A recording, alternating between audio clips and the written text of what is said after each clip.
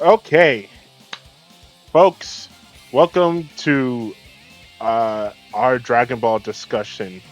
40 years in the making. No, I'm just joking. This isn't 40 years in the making. That was Dragon Ball. That was 40 years in the making, which I'm very excited to do. Um, I was just, we should introduce ourselves first. I'm Aaron, and that's where the other gentlemen in the group will also introduce themselves. Oh, I'm Harvey.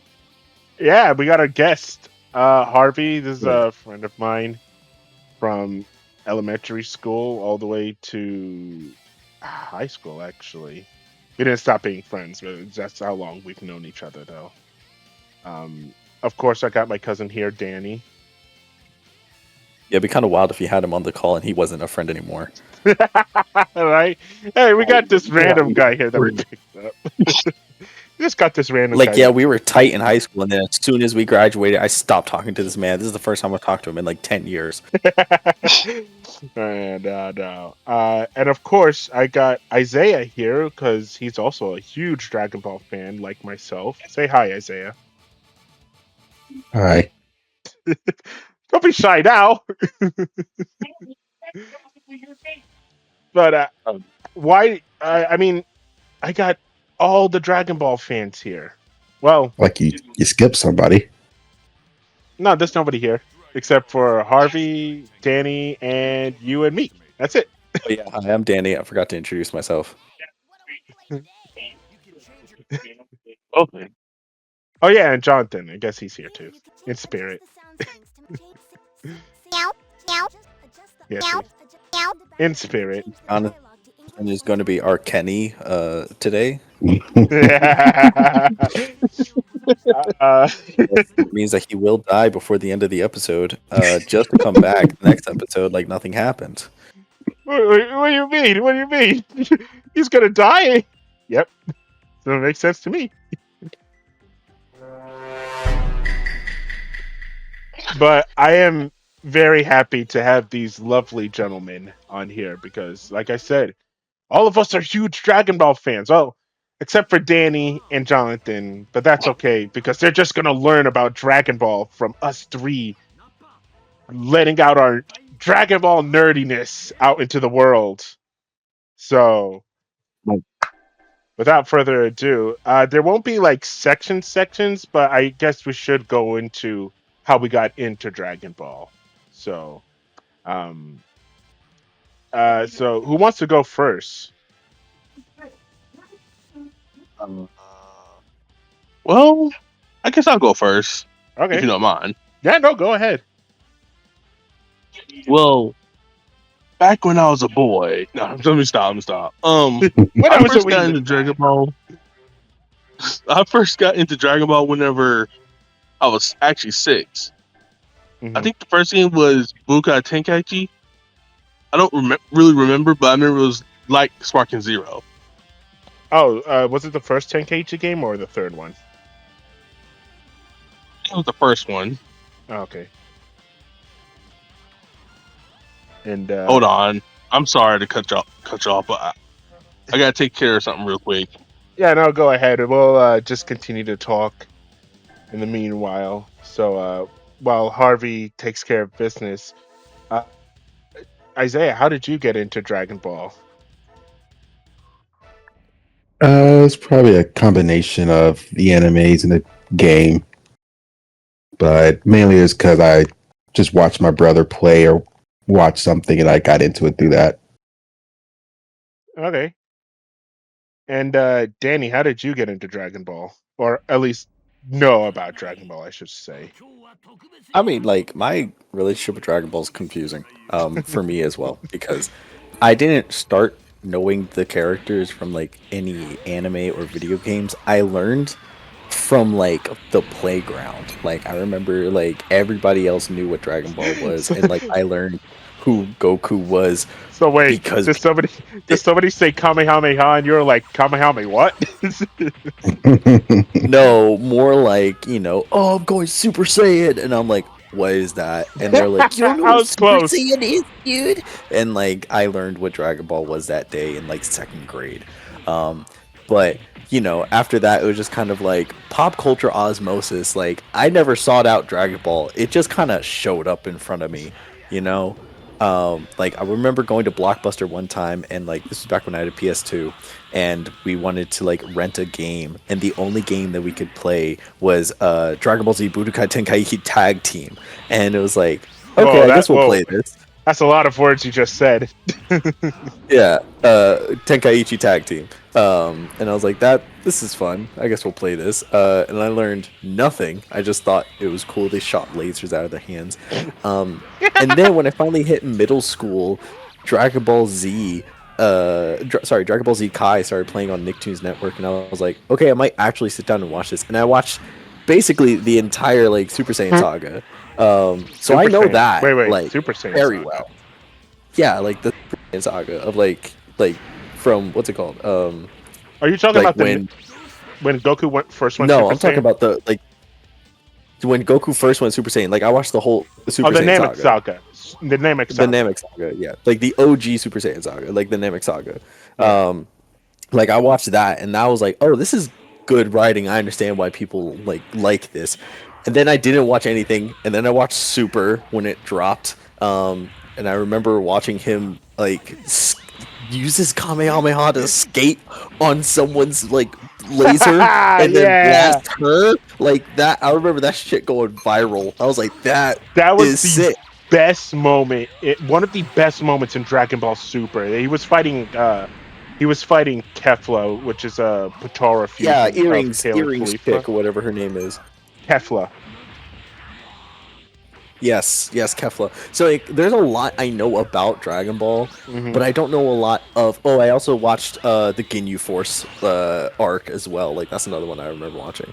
So it's like bits and That was- pieces of Dragon Ball all okay. throughout, but like Yeah. you know, So the Ginyu Force saga is actually part of the Namek saga. So you watch like all of that, if I'm not mistaken. Then right?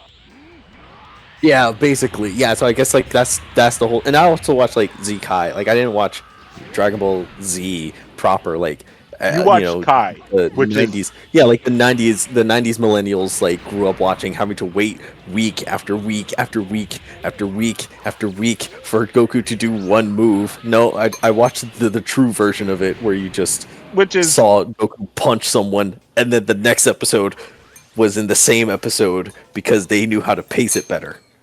yeah, which is honestly probably the best way to watch Dragon Ball Z, and it's so funny because I actually there's this one channel that I watch. He's like this one guy is like showing his wife Dragon Ball Z, and he's just showing the original 90s one, and I'm like, why can't you watch Kai? That's like the best way to watch it. Yeah, man, like I'm waiting to get into One Piece after they release the One Piece, where it's just basically like Dragon Ball Z Kai but for One Piece, and like that shit is so horribly paced, man. I So watched I'm just waiting for them to give the abridged version. I actually watched the live action one. That was great. The live action One Piece is great, but Yeah. I want to watch like the anime One Piece. I Just get it. I don't have time to sit through 1,000 episodes. Yeah. Oh, but wait, but we're not here to talk about One Piece. It's just Dragon Ball. Oh yeah. We're talking about the greatest anime of all time. Yeah, Dragon Ball. So I guess I got into Dragon Ball through, for me personally, I got into Dragon Ball through a couple of things actually. For me personally, I got into it through the video game Budokai Tenkaichi 3, which it's a phenomenal game, and everyone who is a big fan, anyone who's subscribed to our channel, you saw me and Isaiah and even Jonathan go at it in the versus mode for that game, and how much we shared our love for it. And that's just like a childhood game too, you know? It's like a childhood game that we grew up on, played the crap out of. Got blisters too. Remember, Isaiah? Remember we got a blister? Oh yeah. That shit was bloody. There was blood everywhere. Are you Oh, a God. true pro gamer if you don't blister your hands? Yeah. But it wasn't just the game itself. It was also I think it was also through you, Isaiah. I think it was also through you as well, and Isaiah Chambers, and even Harvey as well to a certain extent, because I knew next to shit about Dragon Ball. Like all I remember was when it flashed on Toonami for a brief second while I was watching Justice League Unlimited and being entertained by that. And I just This show. caught, oh, it's a fantastic show. Um, and I caught a brief glimpse of an ad for Dragon Ball Z for the Majin Buu saga, and I saw like Super Saiyan 2 Goku. That was great to see, but at the same time, I also couldn't watch it because I was like very, very young, and my mom was like, "Oh, you can't watch it; it has blood in there." I was like, "Oh, crap! All right." But when I became a teenager, all bets were off. My mom was like, "Yeah, all right, go ahead, watch it. It's all right. It's not going to harm you." I think. I'm all right. I think so. Anywho, but there's not going to be any order to this, folks. We're just going to jump around. I will. We already had a starting off point, so I will say we'll talk about our experiences with like each of individual Dragon Ball. Like we'll talk about Dragon Ball, Dragon Ball Z, Dragon Ball Super, GT, the movies, the games. We'll talk about all of those. I think the biggest one. We'll even talk about the fandom because the fandom itself is insane.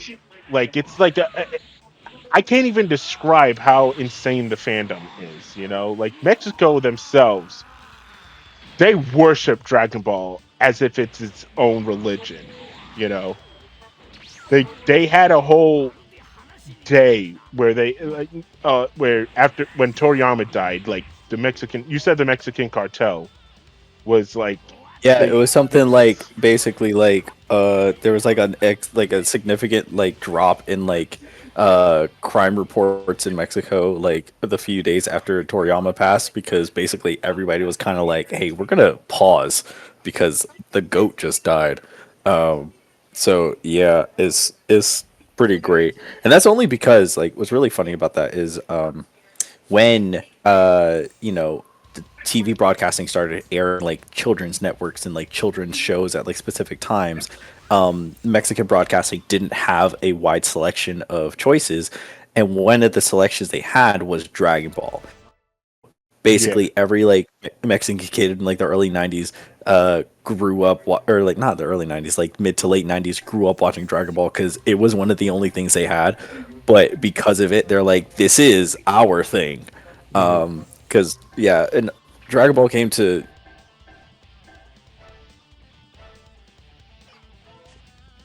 What happened? I did not know that. Danny just got off there for a second. no, that was the end of my statement. Oh, okay, okay. I thought you just cut off. I also remember for Dragon Ball Super, they had like a kind of like a boxing match type of thing where it was like for episode 130 and 131, Goku versus Jiren, and like every it was like a whole event of people just watching it on a theater sized screen and people just losing their minds when seeing Ultra Instinct Goku fight Jiren at his full power. It was insane. I actually remember that too. And um excuse me. I think me and Isaiah also watched it too. I think we both streamed it and we just reacted to it, if I'm not mistaken, right? Hold on. Uh Isaiah, do you remember that?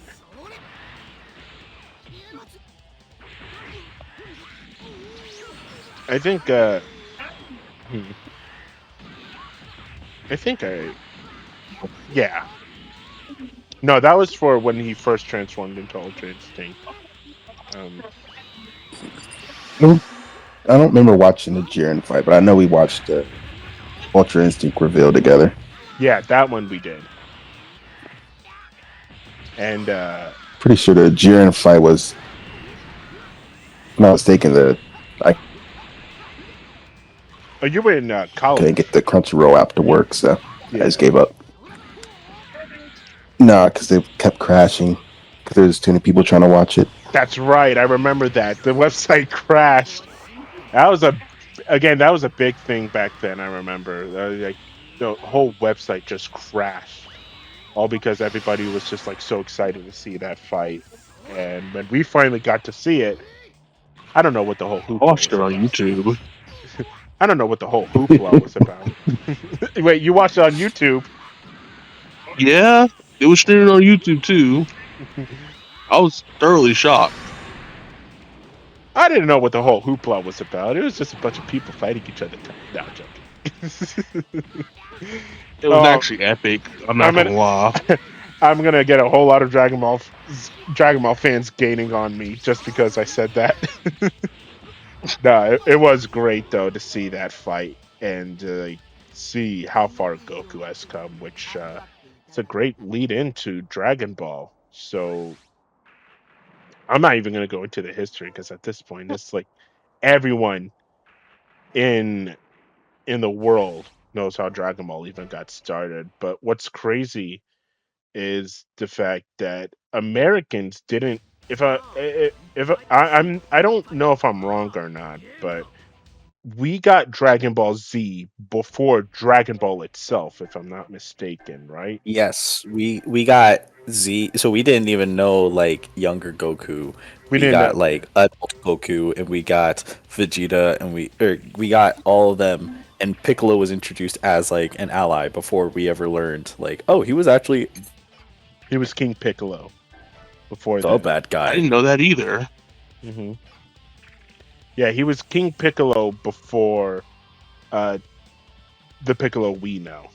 So, and it was just, which was crazy because I won't lie. I also, yeah, I like many other people. That's how I discovered Dragon Ball was through like Dragon Ball Z Kai, and that's all I knew. I did not really know Dragon Ball that much. I just knew there was a young Goku whose story that I didn't really know until like years later when I started watching the original Dragon Ball, and it was like, oh, okay, so I see why this. Okay, I like this. But yeah, we all just started with Dragon Ball Z at one point. Although I would say some of us are a lot more. I wouldn't say attuned, but I would say they can't. I would say Isaiah, you like Dragon Ball a little bit more, right? Than Z. The original? Yeah. Yeah, I started with the original, so I the started with original's Z. always had a special, a bigger place in my heart than Z. hmm But then I like Kai more than the original though. Which is yeah, I like. God, Dragon Ball Z Kai is great. I'm actually on a rewatch right now, watching just Dragon Ball Z Kai stuff, and I forgot how great that show is. Um, Yeah, who knew that an anime paced like the manga was actually going to be as good as the manga? it's also funny because Dragon Ball Z Kai, as great as the show is, during the first part of it, like from the Saiyan Saga all the way to Android / Cell Saga, there was actually a composer who also did some of the video games. It was found out that he actually stole some music from other people or other famous music from movies to uh, uh, radio songs as well. And you could actually like somebody actually made a video of what music sounds like what from different sources from Dragon Ball Z Kai and even the games.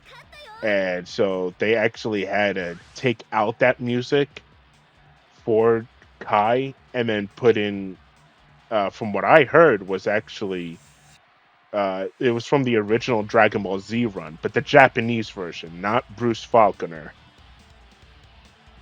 Thank God.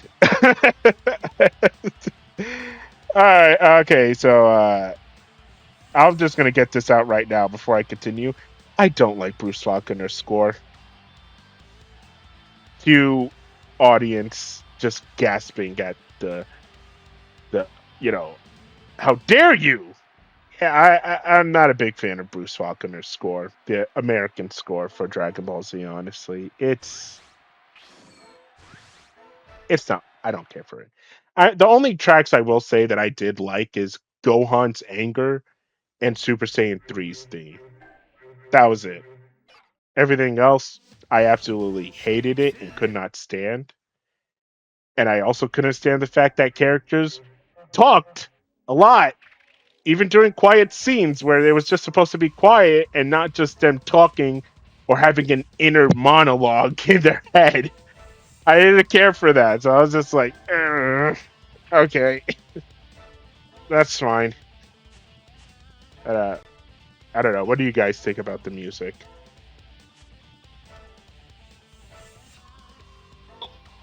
Personally, music is music to me, but I'm generic when it comes to being a Dragon Ball fan. Like, for instance, Mhm. I have no example, but I'm a generic Dragon Ball fan. I can't read. He can't read. It's all right. We'll teach him the right way. We'll teach him how to read. Isaiah, what do you? we can't read either. Oh fuck! You're right. I don't even know the record button right now. But when it comes to the score, I never really paid too much attention.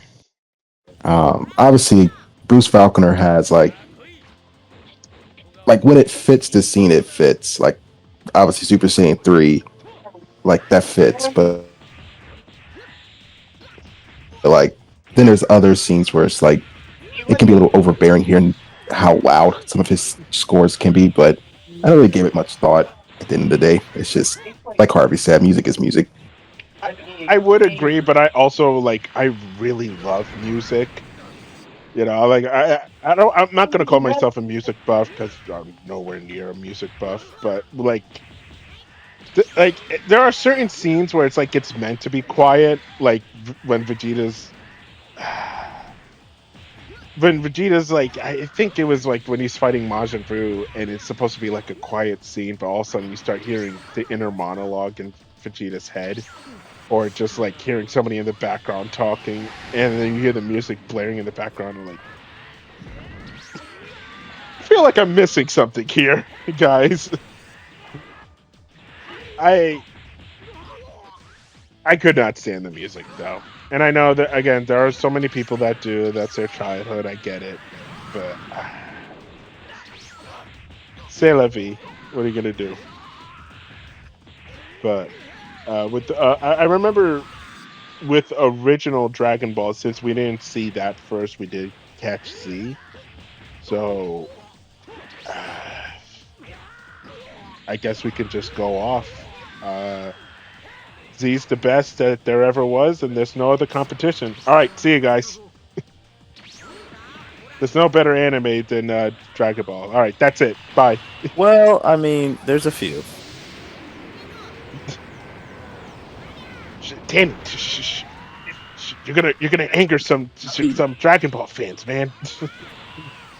We need the views. No, go ahead. Go ahead.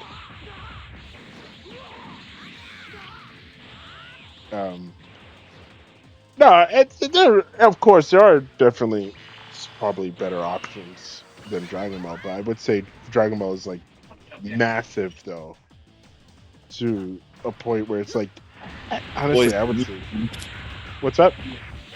They muted me. Oh, who muted you? the people who disagreed with me. Oh, my bad. They muted me. Sorry, my finger just No, slipped. I don't know what happened. my laptop literally like disconnected from the charger and like completely like turned off, and I was like, ugh, I hate having a gaming laptop that like has 0 battery life. So Oh wow. literally like you're wrong actually. Who is they? Who is he? My finger accidentally slipped on the mute button for Danny. My bad. Yeah, if only.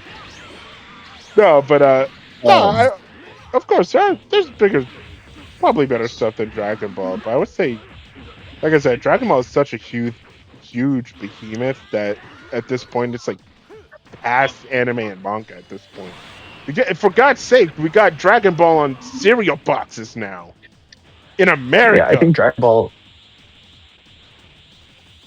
Go ahead. I think the biggest thing about Dragon Ball that like kind of becomes an issue is that like it's what is it? It's kind of like the first of the big ones, you know. So you have new anime now that like do what they do pretty freaking well, and like it's one of those things where it's like if you compare it to Dragon Ball and Dragon Ball Z, it's kind of like, oh, that kind of pales in comparison, you know. But it's like it's the Seinfeld effect, where it's like, yes, it pales in comparison because they did it first and it inspired everyone else to do it. Like without Dragon Ball, we wouldn't have My Hero. We wouldn't have Naruto. We wouldn't have half of the anime that we have now. True. You know? Are you mean And it's Naruto? just kind of the facts, you know. Don't do that to me. Michael B. Jordan, the biggest nerd, and he can't announce his own favorite show. He puts references to so much stuff. You know, that's the one thing I love about Michael B. Jordan is that he'll put references to a bunch of stuff in all of his projects, and he still cannot pronounce Naruto properly. You mean Naruto? No, but that is something else that I love, where it's just like going back to what we were saying about Dragon Ball. Like Dragon Ball is like such a big pop culture zeitgeist. You know, bring back to Michael B. Jordan when he was Killmonger, he basically worked with the costume department to have his first like suit that we see him on screen to it's emulate Vegeta's armor. Vegeta's. Yes. And then in Creed, there are so many moments where the camera angle matches like Especially different like shots from. Yeah, when they punch each other in the face, you see it. Yeah. And so it's just like there's so many moments like that. But then also if you just look like I want to say like all the new like TV like animation from like once like 2010 and on, everyone makes a Dragon Ball reference. You know, the Amazing World of Gumball makes Dragon Ball references. You know, was it OKKO? Friggin' what's it called? The Owl House has one big shout out as like a joke. Dragon Claw Z. Like it's just kind of universal, you know. Yeah. As it's almost as like iconic as the Akira bike slide. Like if you know animation, You know. you know the references, and you will always be able to spot them out because like it is just that foundational to so many professionals. And like you know, it was such an instrumental piece of popularizing the craft of animation. You know. Yeah. I guess we should also start off with what we thought of each saga as well. So I guess we'll start with like the Saiyan saga. And I actually remember catching that because I just tuned in to Dragon Ball Z Kai. And I remember when I first saw the Saiyan saga, it was surprising to actually see Goku, the main character, just die. It's right there and then. Like, don't worry, Piccolo, I'll hold it for you. Don't worry, I'm charging out my new attack, Special Beam Cannon. It will probably kill you. Wait, probably? And lo and behold, it did. It killed him and Raditz, and that moment when I saw Goku's just like dead on the ground, and then Raditz also telling Piccolo that there are 2 other Saiyans coming. That was a huge shocker. Because I was thinking, oh, that's it. We took care of the main threat, right? It's like, nope. There's more to come. and more pain and bloodshed will be spilled. Oh, okay. uh, And then the Saiyan saga is also when we saw what's his face Gohan go Great Ape mode, right?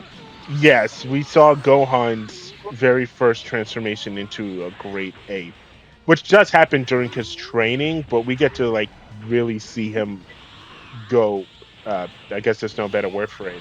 Ape shit when he's fighting against Vegeta. Yeah, Which what's is wild to me is that if you started watching Dragon Ball from Dragon Ball Z, then this is your cut off. introduction to the Great Ape prophecy and everything else. So it's just kind of like the show goes like, yes, the apes we all know, and then meanwhile the average viewer's like, the fuck, he's a monkey now? Yeah. Monkey. Monkey. I don't want to. I don't want to get too. No, you're good. I don't want to get too Frieza up in here, though. I don't want to be racist. Fair enough. I mean, we can't be too racist towards an alien race, right? Right, guys? Stupid Bucky. I mean, if you say so. I mean, if you're like against an alien race, you're quite literally racist. So I don't know, man. Yeah. Like it's in the name. Stupid monkeys.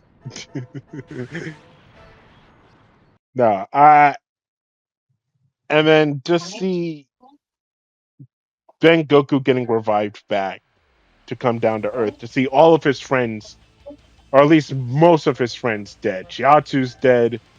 Tien's dead. Which, by the way, I love the fact that Tien was like his last hurrah was just doing a tri-beam against Nappa.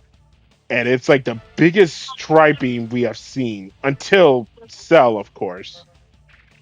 And that was a great moment, but it cost him a lot. And I'm not gonna lie, Tien actually is honestly, he's probably one of my favorite characters. Probably a step higher above Krillin, actually. Yamcha and Tien are like a prime example of like what the power curve in Dragon Ball did to some of the original. Dude, it's so unfair. It is so unfair supporting cast where it's just like Yamcha and Tien cannot keep up. Like Yamcha, I get because he kind of like stopped doing martial arts, but Tien literally kept doing martial arts even off screen. So my question is, why the fuck is Krillin stronger than him? That is such. Wait, did they say that for real? Well, they kind of implied it, considering that Krillin it's not going toe to toe with Super Saiyan Blue, but at least technically able to hold his own against Super Saiyan Blue Goku. And it's like that's such. No. Come on, it's Tien. Tien is right there. The dude's training for like months on end, probably every day. Have you not seen how big his muscles are? Big muscles mean nothing in Dragon Ball. Apparently not. Unless you're Broly. Well, yeah. Broly. Which version? We got like two now. Yes, the version is the big one. So yes, all of them. Which is funny because the word Brolic. Yeah, the word Brolic comes from Broly. Broccoli. Yeah. No, that's from Naruto. Get out. Don't say it. Okay. Get out. Thought you gonna say Naruto. No. Broccoli. I already made the joke. Yeah. No, but Isaiah, what is your experience with the Saiyan saga, though?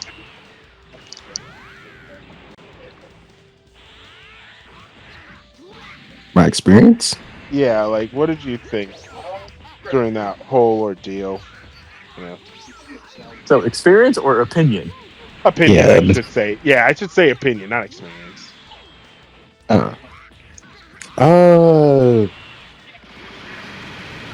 It's I don't know if it's my favorite or my second favorite of the Z or Kai arcs.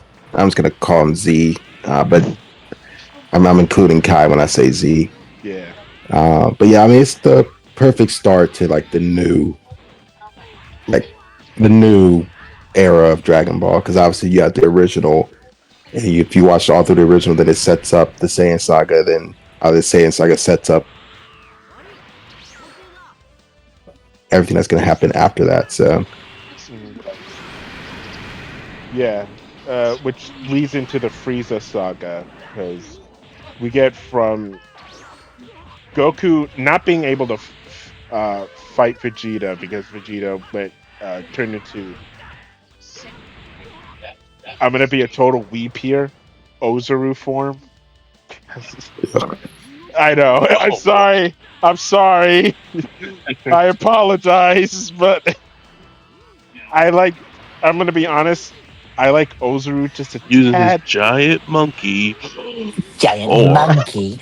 I like Ozaru just a tad bit more than Great Ape, because somebody made it pretty clear to me, apes don't have tails. I guess. So I'll just call it an Ozaru. But I remember watching the Vegeta turn into an Ozaru and basically just decimating Goku like it's nothing, because he did have trouble at first fighting him when he was like in his base form, and Goku especially like transformed into Kaioken, which was like huge moment, because it was like the Kaioken could rip you apart at any moment, but Goku just pushed through it and even went ×4 at that moment during the clash between the Kamehameha and the Gallic Gun. And to just see Goku on the ropes when Vegeta turned into an Ozaru was like insane. But remember, because Goku wins every fight, right, guys? Goku wins every fight. Not this time. No, Goku doesn't win every fight, which is I'm surprised people actually say that. But I remember, but Isaiah's right though. Dragon Ball fans don't know Dragon Ball, so Right. Well, no. But I mean, I can support that because I have been in so many conversations. Heck, I'm on this call and I don't know shit about Dragon Ball. And I know about as much as the average Dragon Ball fan. I said average. so you're just So, like us. yeah.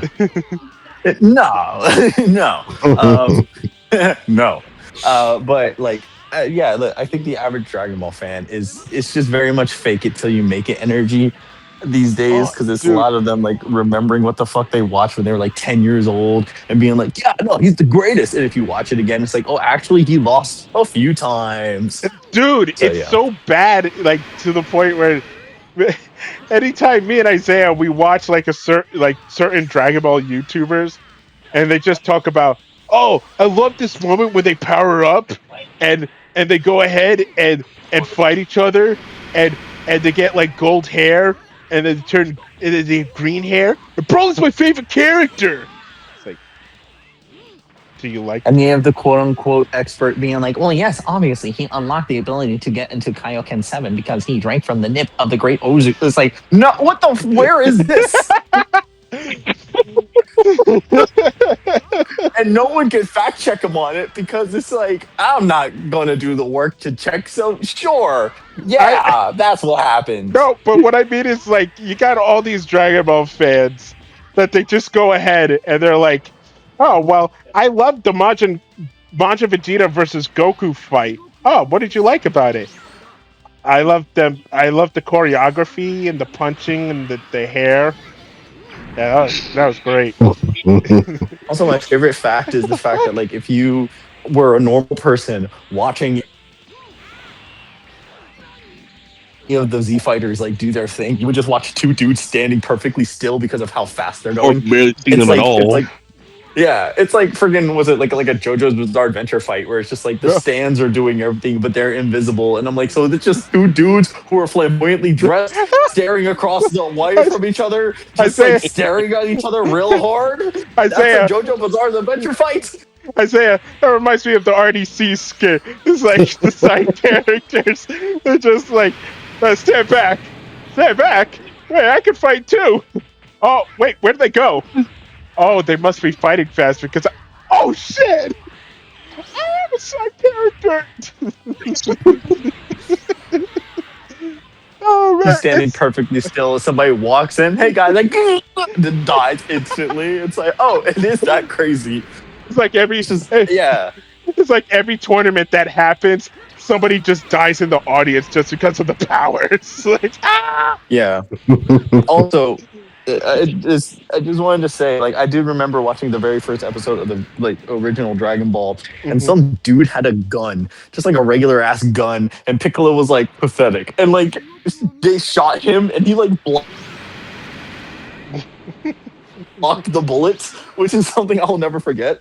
And like that's kind of the energy that you're dealing with, there. It's just like this is the slowest thing I've ever imagined. Meanwhile, the normal person is staring at just these two dudes aura farming. And that's every fight in Dragon Ball. Oh man, you want to talk about fights? Let's talk about the Frieza saga because I think that's personally for me, that's my favorite saga. Honestly, like I used to say the Majin Buu saga is my favorite, and it's still kind of true, mainly because I like the wackiness that happens in there. Like you get this pink blob that's the big bad guy of that arc, and then you have like fusion characters like Goten and Trunks, who are Goku's and Vegeta's sons, fuse into this new character called Gotenks with the dance. Then you get another fusion with Goku and Vegeta Hell yeah, with the guitar Gotenks. earrings, turning into Hell yeah. We also got Vegeta. Oob from the Majin saga. No, Oob is at the very end. Yeah. Yeah. But I know ball when it comes to the Frieza saga because that shit was great. Dude, the Frieza saga. I love the Frieza saga. That's where shit I really personally kicked like off. the Cell Saga. What's up? Same. I personally like the Cell Saga. Oh, that's a great saga too. Like honestly, both of those sagas are probably like the best in the Dragon Ball Z or just Dragon Ball in Mhm. general because they're just My observation is that people talk about the Frieza saga the same way that like Star Wars fans talk about the Empire Strikes Back. exactly because that's you thought the best part about it is like the fact that you're like, oh, Vegeta is like tough, but the moment you hear Frieza's name, you don't even just the mention of his name, you just get a cold sweat down your spine because Frieza is just so intimidating. Just the look of him is already like insane because you're like, okay, what's this guy's deal and why am I so scared of him? I'm not gonna lie. I laughed at Frieza how he looked. I'm not gonna Yeah, lie. he was goofy. Goofy. He did look He goofy. transformed. I got But terrified. additionally, what I will say is really cool that I liked about this was like we got the different forms, you know, and I'm certain that he's not the first like Dragon Ball's villain to be like, this isn't even my final form. But like, it really felt like he was introducing a new thing to Dragon Ball, like I really up to love that point. I really you know, love the fact 'Cause that it was, yeah. Oh, go ahead. I'm sorry. It was. I was saying like it was something. Sorry, it was something that had to like basically match the power scaling that was happening at the moment. And I felt like it was like something that really did like you had because the entire time we're hearing about like the what's it called, the prophecy of the Super Saiyan from Vegeta. Like every single time Vegeta talks, he mentions this Super Saiyan. We're like, why are you mentioning this dude so much, dog? And every time he powers up, it's like, oh god, did he make it? Did he finally hit Super Saiyan? But It's like, basically, no. they had to like basically build this thing up. Like they had to Dude. build it up so well, and then in order for them to justify it, they had to make Frieza more powerful than anything we'd seen up to this point. But the scaling of power was something that you could keep up with, and it felt logical. And I feel like nowadays with Dragon Ball, it's kind of like this dude can break a planet with his mind, and Goku has to punch him.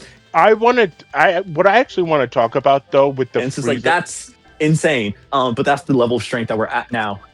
I want to talk about how because one of the best parts in the Frieza saga, it's not even the fight itself, but just what it means. And it's not the Goku versus Frieza fight, although that is a great fight.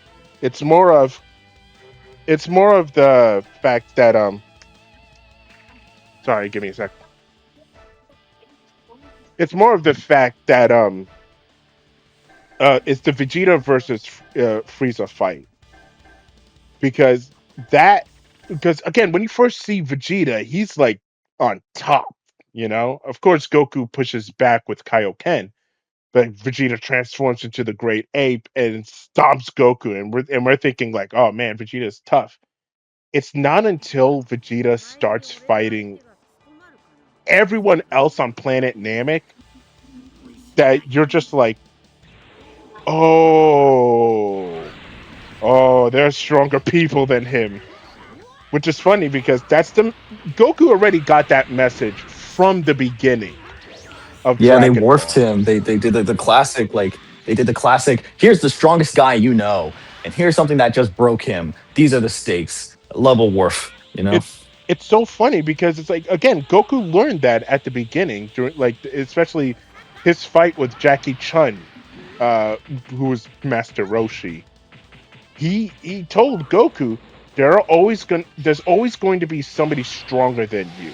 So rather than training just to get stronger than anyone else, you should always train to become stronger than what you were before.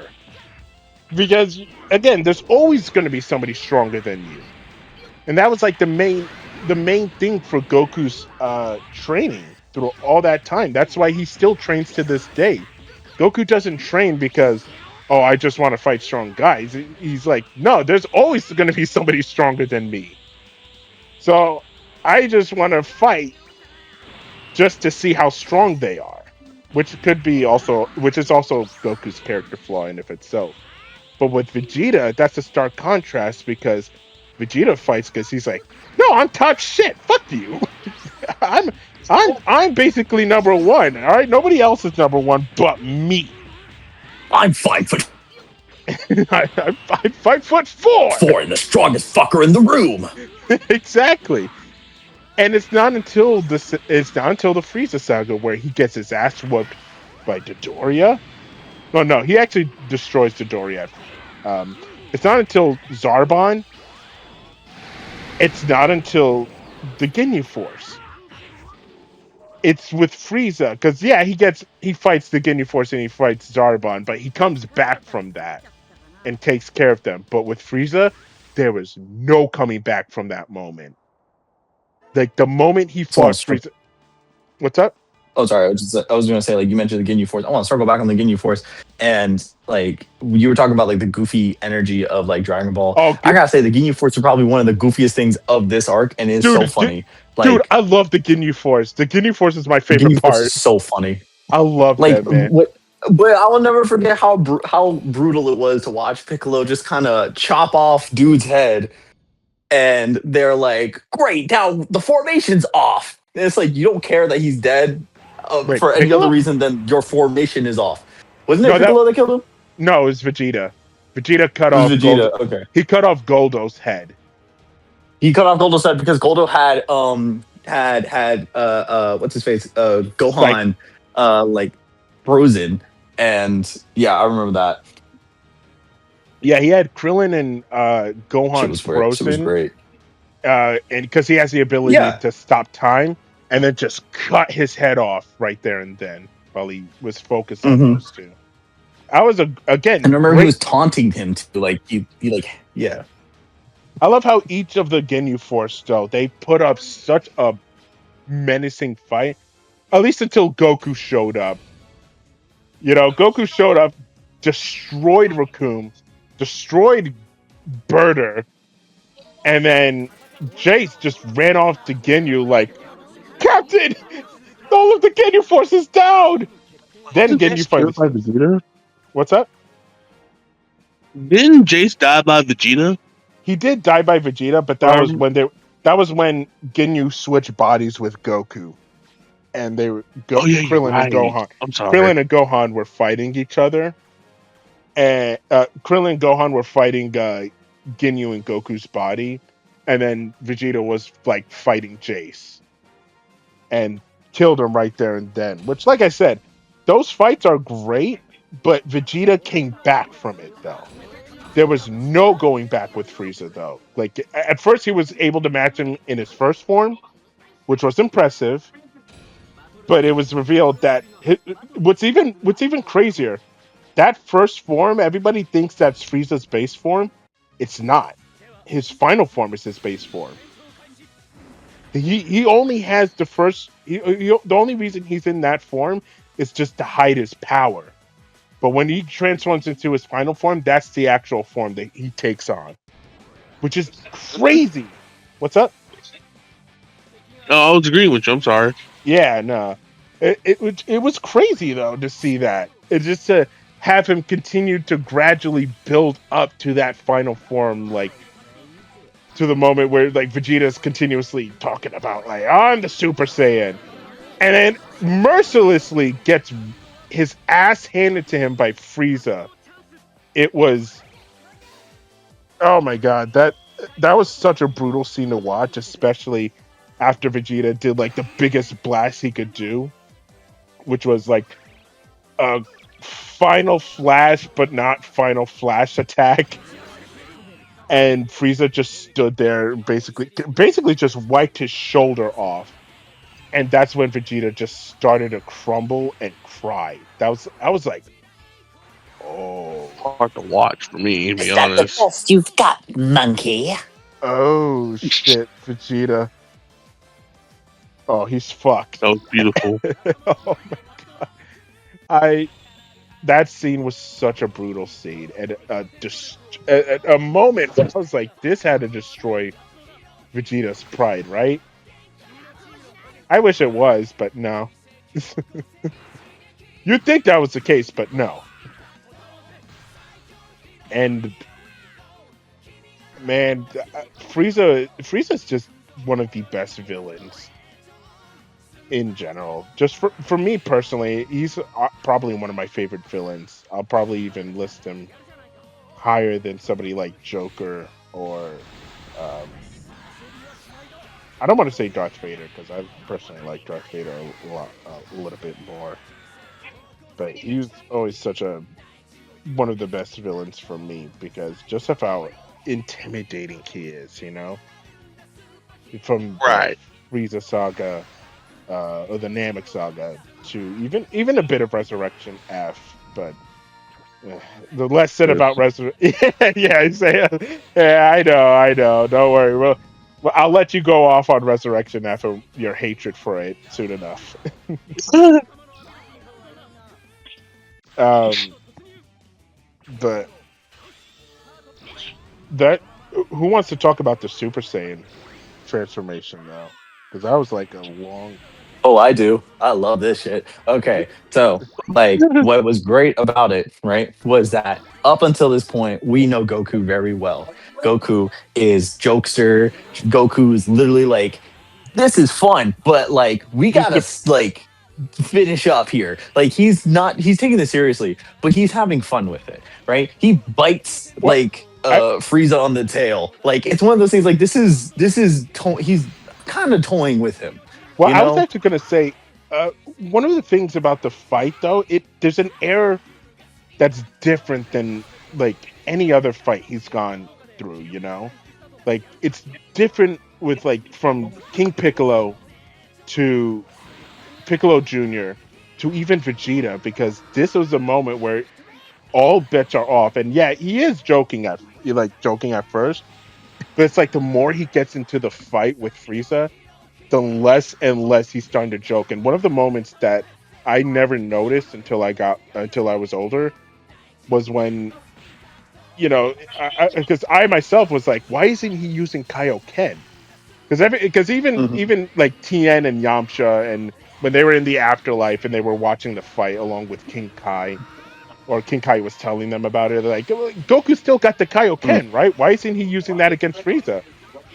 King Kai, the moment King Kai said he has been using Kaioken, I was like, oh shit, wait, what?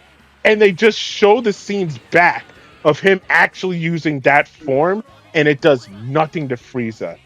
I think that's the moment where Goku's just like, oh crap, I'm dead. That's no way. Oh man, this is it, huh? Like he's fighting, he keeps up with them, and then the meme of it all, Krillin fucking dies. Well, yeah. Krillin dies. I and like the fact. then, and I love again. I love the fact that again it's built up though. You know, because we're thinking the Spirit Bomb killed Frieza. Like that. This is it. You know, the Spirit Bomb has to be the only way to defeat Frieza. And at first you're like, oh yeah, it did. If Frieza's gone, we can't sense him anymore. And I love the fake out that they do with Krillin though, where Krillin freaks out, but it's because he's like, oh, I forgot about Bulma. also, mind you, Love that that. one Spirit Bomb charge, 3 weeks. 3 weeks. In the original Dragon Ball Z, it was 3 weeks. Like no, like almost no exaggeration. That shit was three consecutive weeks of them all just being like, guys, we gotta give Goku all our energy. Just 3 weeks of that shit. I need all the planets and the plants and animals to give me their energy. Goku, it's not built up enough. Ah, shit. Will Goku get enough energy to throw this Spirit Bomb? How has it only been 10 seconds? It's like, no. No. No. Are you kidding me? That whole moment though was such a tense moment, but I did love. I love that moment where Krill is just like, I forgot about Bulma. Everybody's just laughing and just like, oh, Krillin, you scoundrel, you. And all of a sudden it gets quiet, and you just see Frieza standing on top of there, like, Singly. oh. What's so funny? I want to laugh. Let me go on. I'd love to hear a good joke. But when he killed Krillin and Goku no longer had any, like, no quips, no nothing. He just snapped at that moment. Like that was action. But that's another thing too, because like if you look at it, right, Vegeta this whole arc was basically talking about how he's like, you know, only the strongest, most ruthless of Saiyans can, you know, become the Super Saiyan. He's talking about how like the Super Saiyan basically is like a warrior that's ruthless and is just like basically like pure concentrated power and destruction and conquering and yada yada yada. And then we're like, yeah, but like that matches Vegeta, so of course Vegeta would want to achieve that. And then seeing Goku finally like and this whole time Vegeta saying like, have I finally done it? Have I hit the Super Saiyan? And then definitively, no, you haven't. And then just no Goku. question, oh, that's the Super Saiyan. Like the writing of this arc is so fucking good. Like, yeah, it's just like there's no questions about it. That is the Super Saiyan. And now we're scared because this whole Goku. time it's been hyped up as something scary. Exactly. And it's Goku. And it's just like the description of the Super Saiyan doesn't match Goku. And we're about to watch Goku match that description. But like the whole fight, everyone's like, yeah, Goku's beating his ass. Is Goku okay? You know, but exactly. You know what? I actually want to talk about that. Because Goku goes from 0 to 100 that moment. Where it's no jokes, no laughing. He's literally like, I want you dead. It's like Spider-Man going quiet. It's Spider-Man going quiet and also having the symbiote suit on. Like, it's such a different atmosphere at that moment. And especially, like, that speech, which I do want to actually point out the speech, because, like I said, we all grew up with regular you guys grew up with Dragon Ball Z. I grew up with Dragon Ball Z Kai, because I that's what I called Dragon Ball Z Kai, even though we're the same age. But I remember in original Dragon Ball Z, they had that whole speech about like, I'm the warrior who came all the way from Earth to defeat you. I'm the hero of justice and whatever. And I was like, boy, that sounds cheesy. It wasn't. It wasn't. Wait, It wasn't until it wasn't until Kai though, where I really loved that speech where he's like, "I am the warrior that came all the way from Earth to defeat you, a pure-hearted warrior with an awakened rage and fury in my heart. I am the Super Saiyan Son Goku." That was mwah. I don't know if we're gonna get to voice actors in here, but dude, Sean Schimmel killed it with that line. He absolutely dominated with that line because that was such a great moment. He even used his surname, which is Son, because he's part of the Sun family. So when he used Son Goku, I was like, oh, this is this is different. This is completely different. And that fight is such a brutal fight, man. Like it's honestly probably my favorite fight of all time in Dragon Ball. Just to see how raw it is. Just these two, you got Frieza, this imposing force. You're thinking nothing can stop him, and now Goku, who's this legend that nobody thought would ever happen, and now it's finally happened to the most unlikeliest person, utilizing it and just beating the crap out of Frieza was a sight to behold. And to see especially Frieza blowing up the planet too, because Frieza's a sore loser. Fuck Frieza. Frieza's a bit of a sore loser, and he wants to blow up the planet with everyone on there. There's only 5 minutes left before the planet explodes. 6 weeks. I, I, I know 5 minutes. That it probably was actually 5 minutes because that's how fast they were fighting. But yeah, to Yeah, us, like we it was discussed, like to us, it is literally like fucking 6 weeks. because that's how fast they're moving. So yeah, it probably was 5 minutes because of the time dilation from the Goku's perspective, but 6 weeks. 6 weeks to us, yeah. But it was a great 6 weeks to see that fight play out. And that whole time, we're just seeing Goku just fighting on par, if not better than Frieza. It was just a sight to behold, and to even see Gohan even see his dad as just like this different person who's usually more calm and relaxed and happy-go-lucky to a certain extent, to now just this warrior who's just fueled with nothing but anger and rage. That was great to see. But I do have a question: why didn't Gohan go Super Saiyan? he didn't care about Krillin that much. He was like, man, I can live with him. I find that hard to believe, considering that those two spent a Yeah, lot of time I think together. it's just genuinely because Krillin was Goku's best friend. It was different being you spend time with your because what it is realistically is I spent time with my dad's best friend who happens to be the same height as me versus Goku who had an entire series before this and then some where he's like, this bald dude is my best friend actually. Okay, but so what about wait? Okay, so what about Piccolo? Because clearly Gohan cares about Piccolo.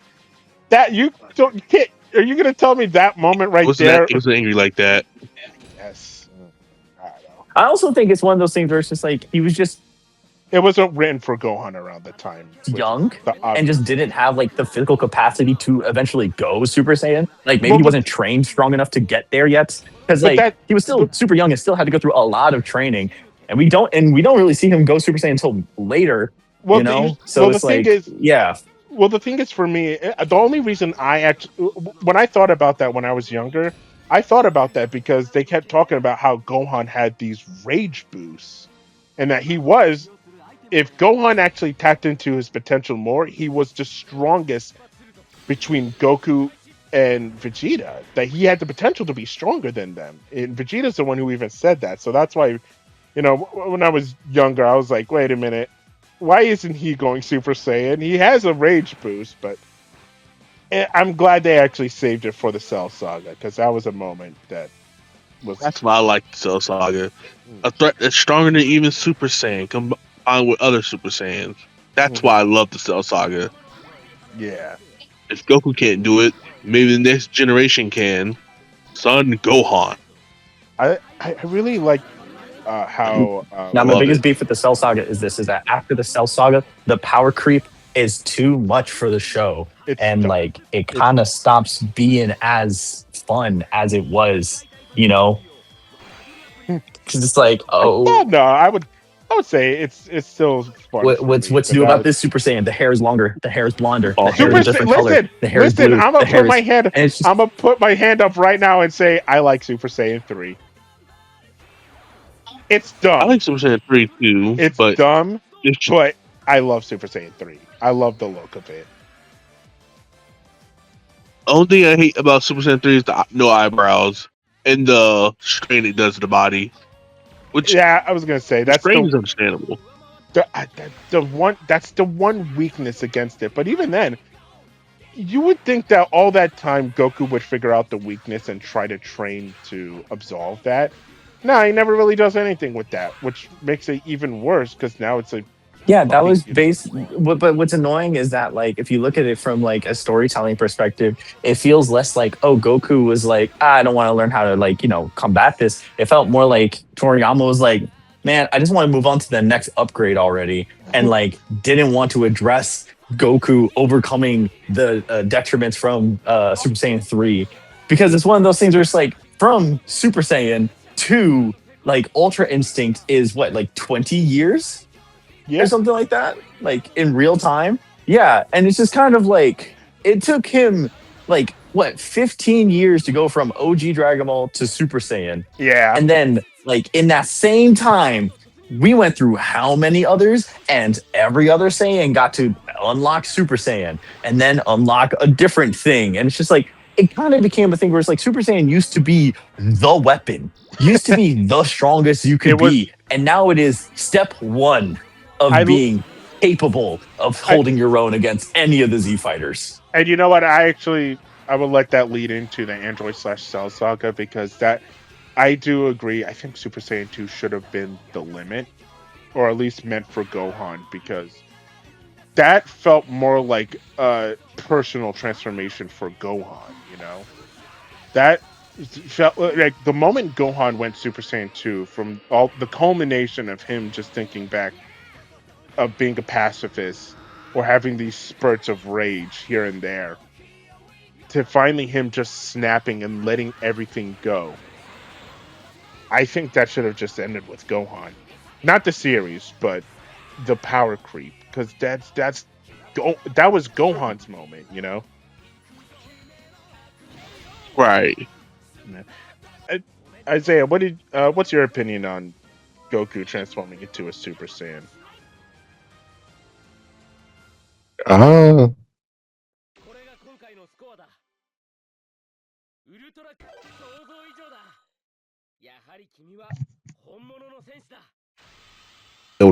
Krillin, it was less anger that Gohan was feeling and more fear. So that's why he doesn't really have the capacity to go Super Saiyan. He's terrified. He's a kid. So, Yeah. yeah, Goku, probably one of my favorite moments in Dragon Ball is obviously just Super Saiyan. It's just one of the best written moments, best.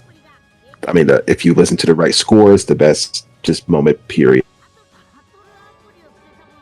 Yeah, and I I really loved that moment too, and the whole fight between Super Saiyan Goku and Frieza was phenomenal from beginning to end. Like I said, I actually found myself the other day before you and Jonathan came. I was actually like Awesome. cleaning before you and Jonathan came over. I think that sounds better. Let's just move on. I remember before you guys drove over here.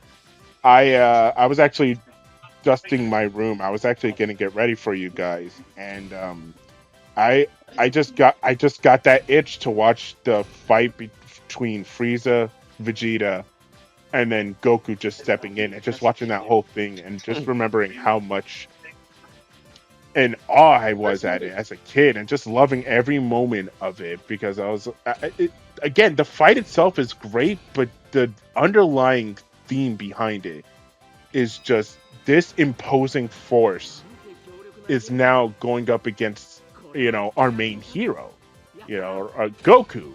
And we're thinking, oh, Goku's been able to take down the Ginyu Force, been able to take down, you know,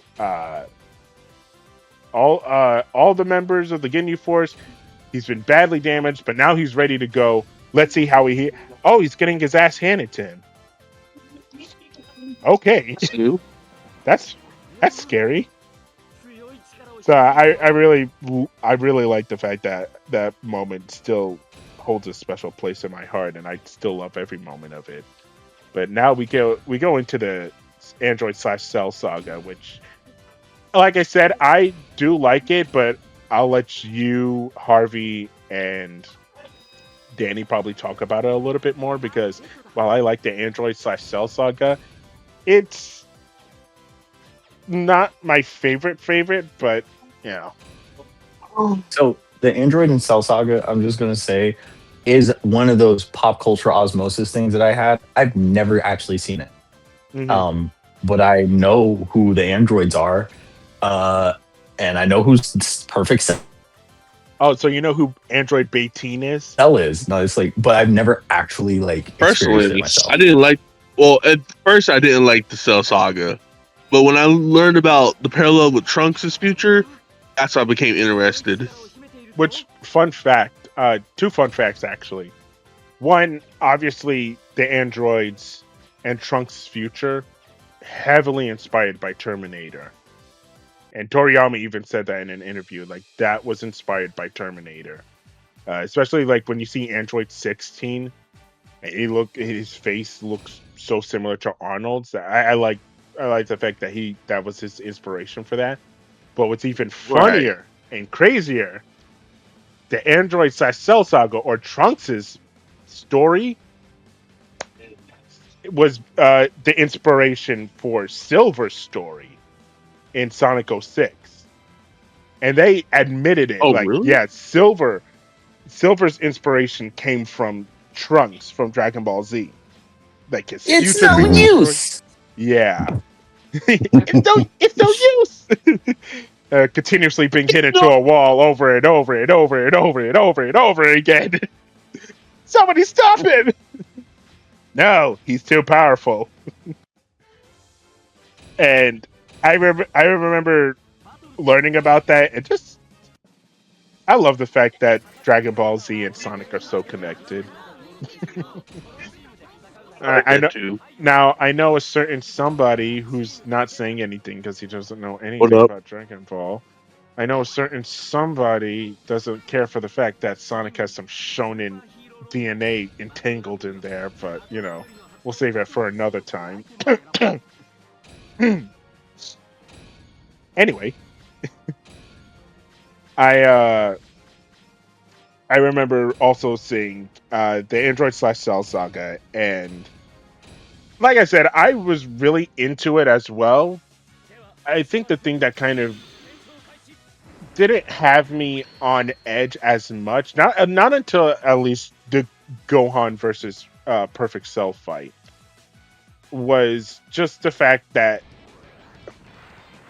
it didn't feel much it didn't feel as much as a Gohan story, not until the second half anyway.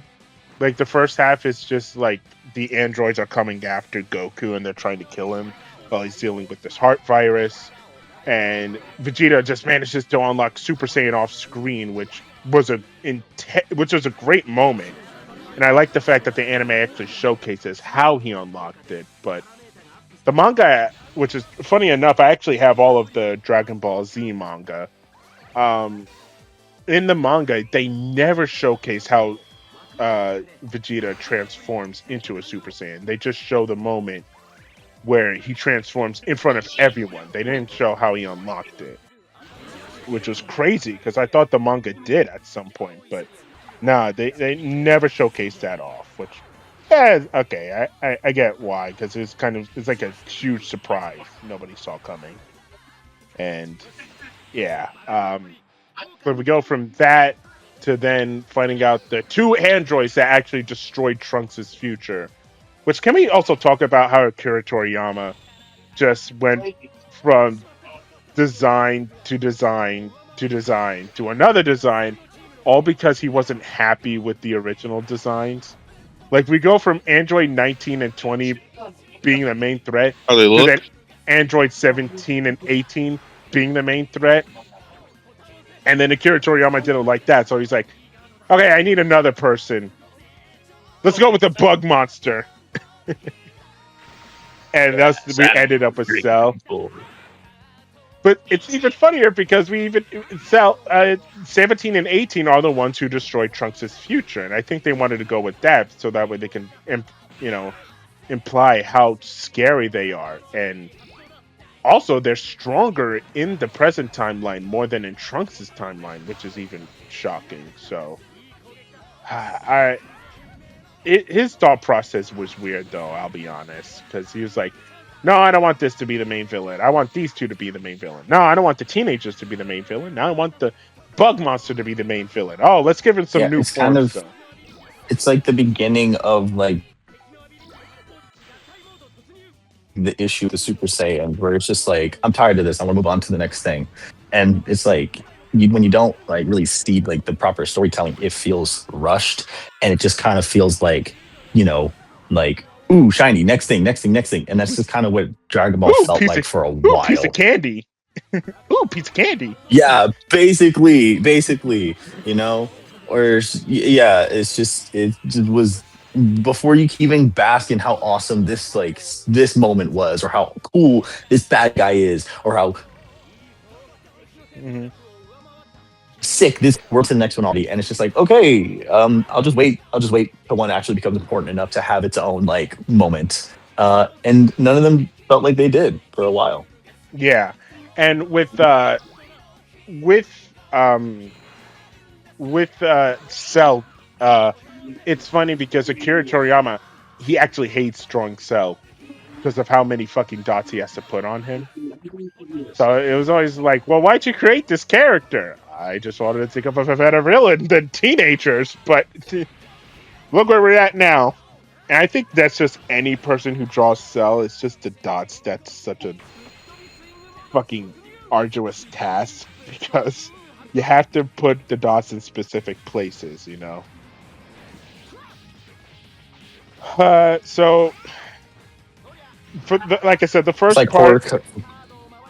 Oh, go ahead. I was gonna say like Horikoshi in like the final arc of My Hero, when what's his face, Shigaraki was just all hands, Yeah. all hands all over, just a massive hands, and you see each and every single digit and finger, and it's all perfectly proportioned. And I'm just like, I know he hated drawing that. I said, Yeah, love it. Love The- when mangaka put their health on the line to give us awesome pictures. like I said, the first part of the Cell Saga was, it was a little. Honestly, it was I didn't hate it. I didn't, I still really liked it, but it just felt a little long for me. But again, that's probably because I was just, again, I was still reeling back from the Frieza saga, and I also love the fact that each saga in Dragon Ball Z actually connected with each other from beginning to end, with the exception of the Majin Buu saga, because they just straight up skipped like a few years from Gohan being 11 to like 16 now. But yeah, but during the second half, when we finally meet Cell, and now Vegeta, Trunks, Goku, Gohan, they're all training in the hyperbolic time chamber. That's when, for me, it started getting interesting, because now we have the Saiyans, who are possibly the only people who could stop him, besides Piccolo, because Piccolo could have stopped First Form Cell, but he had no idea who he was. So, I like the fact that Piccolo got his time to shine against Android 17, and that fight was amazing. But Isaiah, would you like to talk about Piccolo versus 17?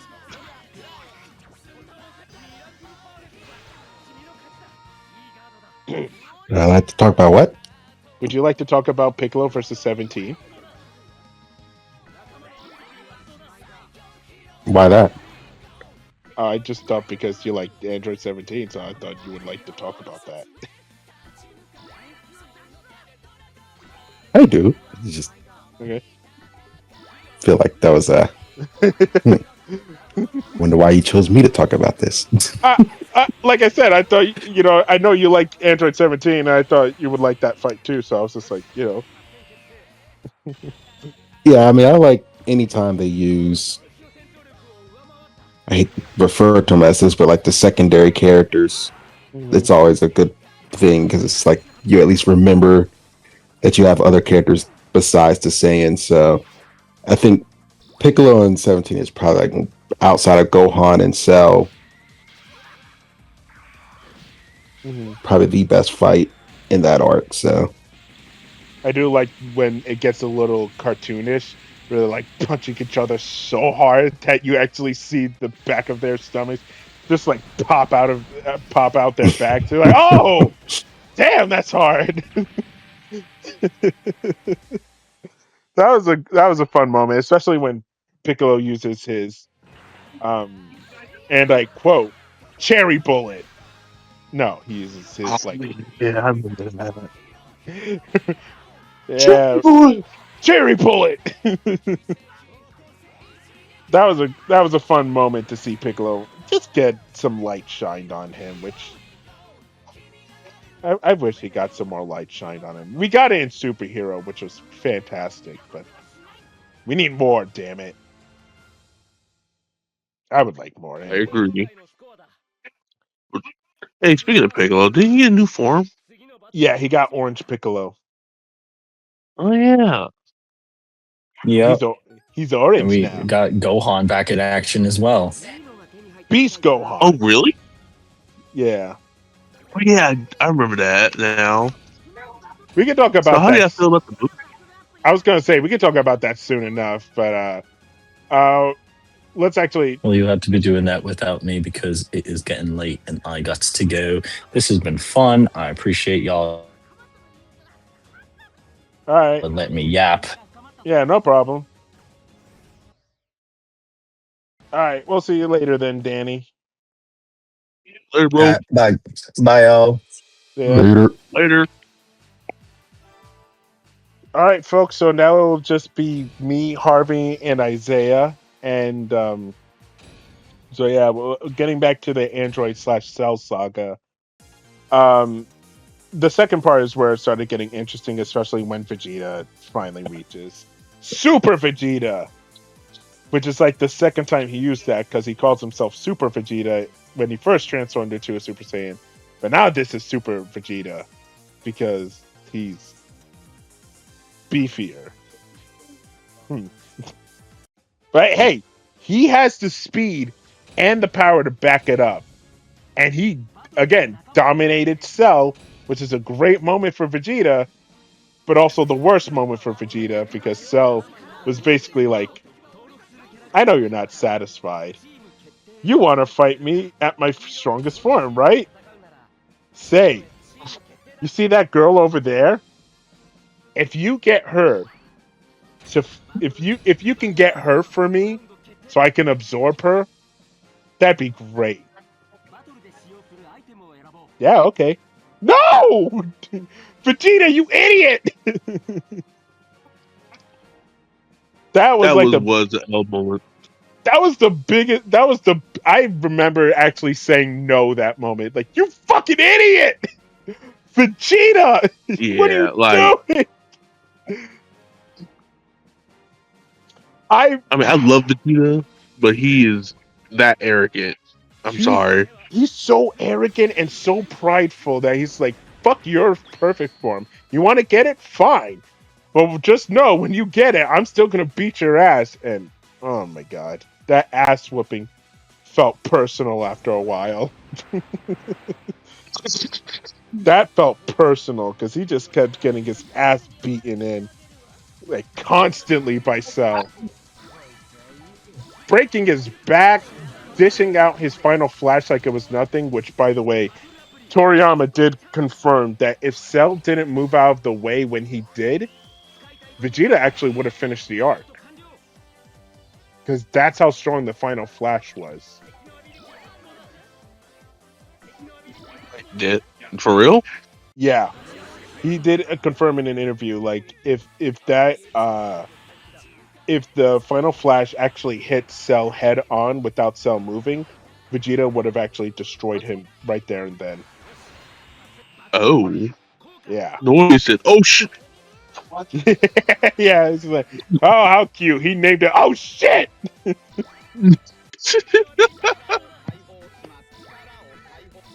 I always wonder And why he said that, and now I know. yeah. I in the I especially in the original in Dragon Ball Z Kai, he was like, "Oh, I should move out of the way." He didn't say it, but you can clearly see that fear in his eyes. Like, "Oh, okay, it's heading right for me." And every single person thought he was going to blow off the planet, of course, but again, lo and behold, he didn't. So, Right. um, that, and then we get Trunks transforming into like Super Trunks, and I like Trunks. I like Trunks Yeah, I too, do. but damn, man, he just, I, I, I got nothing for the idiot. Especially when everyone's like, "You're stronger than Vegeta." Yes and no, because Wow. he was stronger, but what he didn't think was, oh wait, this form can make me slow. He just thought about power around the time. And Goku was actually the one who pointed it out because they actually intercut that moment of Trunks fighting Cell and then giving that revelation that specific time when Goku also reaches that form.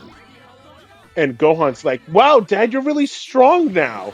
I bet you can take on Cell no problem." And he's like, "No, I would still I would still get beaten by Cell Blue. because while this is an incredibly strong form, I am very slow. This this form will make me incredibly slow, and I would not be able to fight him on par." Thus, having that reveal of Trunks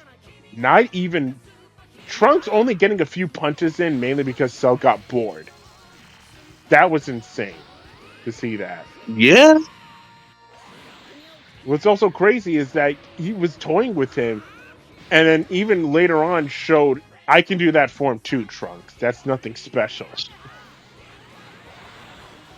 That was such a soul shattering moment for Trunks. And you could tell all the fight left Trunks' eyes the moment Cell said that. He's just like, "I'm strong too." "I bet you are. Now go get the real fighters." Dang.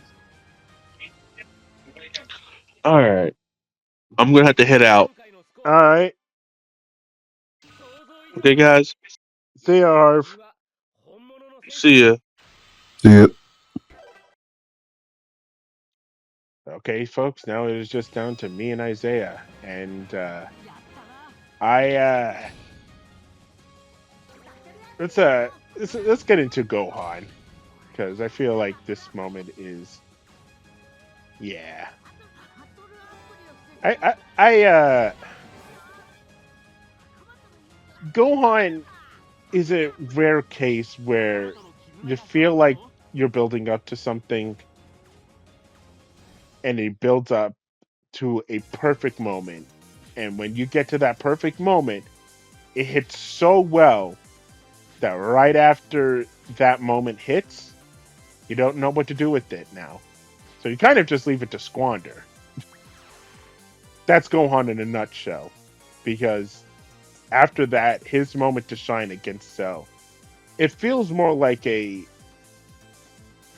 thematical approach to it. Less about Gohan's personal beef with Cell, and more of just Gohan's wall to overcome that he's just been climbing for years, you know? And I remember specifically when Goku. The moment Goku stopped fighting Cell and was like, "I quit," you kind of figured like, okay, Goku's got something up his sleeve because there's no way he would just quit the fight and then just stop. So to have him say, "Gohan, it's your turn," was a great moment, but it's also a moment where it's like, wait, but Gohan doesn't like to fight. How's this gonna play out? You know? I what do you think about that moment though?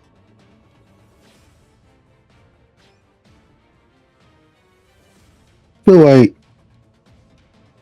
it's so for me with the primary difference between Cell and the Frieza arc is like with the Frieza arc, it's like a constant struggle, like they're constantly struggling to fight, get through these waves of stronger enemies. With the Cell saga, like it's majorly just a bunch of blunders and idiotic decisions. Idiots after idiots upon more That idiots. arc is preventable, Yeah. and if they just used their brains, like Krillin, choosing choosing 18 over the world, or Vegeta not just killing Cell because he wants to stroke his own ego. It's like, or Goku giving Cell a sensu bean. It's just, it's like 90% of it is easily preventable, but Dude, all the characters just don't use their brains. so Krillin, let me get this straight. You almost endangered the world for Robo Pussy? I mean, I can't blame him, but come on. Don't get me wrong, Android 18 is hot, but the world? Yeah. Poor Krillin. I think he gets so much flack for this arc alone, though, because he had the moment to actually take out 18, and he did it. It's like you had one job, Krillin. Look at Tien And to over be there. fair, it's not just Krillin though. I mean, him It's not doing that with 18 wouldn't have mattered if Vegeta would have just killed Cell. yeah. Oh my god, that was. I agree with you though. It's like everybody had a moment to actually kill Cell. Nobody went through with it. Fuck that idiot. That dumbassery transferred to Gohan too. Even after he gets Super Saiyan 2 and he's like whipping Cell's ass, he's like, wait, I'm not done with him yet. I want to see him suffer. It's like, you moron! Finish him! I don't feel like it, guys. I don't feel like finishing him off. I just want to play with him more. What are you doing? Oh, look at that. Your dad's dead. Good job, Gohan. You got your dad killed. Oops. The final Kamehameha beam struggle, though, is a great moment in Dragon Ball history as well. To see, father and son come together to defeat Cell, and I really like that moment. I like every other Dragon Ball fan. I think that moment's great, but again, I think for me personally, it's just the fact that even in the afterlife, which should hold on, let me get a little closer to the mic just so that way everybody can hear this. Goku's not a bad dad. I'm just gonna repeat that again. Goku's not a bad dad. Okay. Because for years, I continuously hear people say that Goku's a bad father, but we have so many moments where he's clearly shown he's not a bad dad. He's a different dad for sure, but not a bad father. Especially when he sacrifices himself to save Gohan and everyone on Earth. and then even comes technically helps from death itself. He literally like stands right beside Gohan, helping him fire that Kamehameha. That should be more than enough to show Goku cares about his kid. So, yeah. I what were you wait, do you think Goku's a bad dad, Isaiah? No, because I actually watched the show. Ah, okay. I didn't watch it, so Goku's a bad dad in my eyes. He just abandons his I kid. mean, Piccolo's a better dad. You know, he tried to kill Gohan on multiple occasions. He's a great father. Oh, he's a perfect role model, man. Dude, he tried to kill Gohan on so many occasions that it's not even. After a while, you're just thinking to yourself, do people actually want that in a dad? I wish my father would want to kill me more. Wait a minute.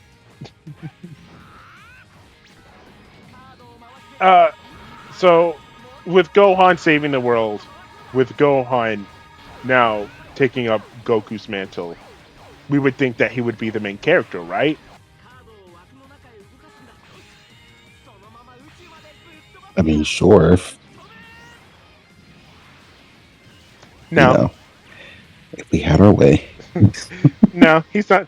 Isaiah, what are you talking about? He's not the main character. I've always said it that I feel like you could have easily ended Dragon Ball at the Cell Saga. Mm-hmm.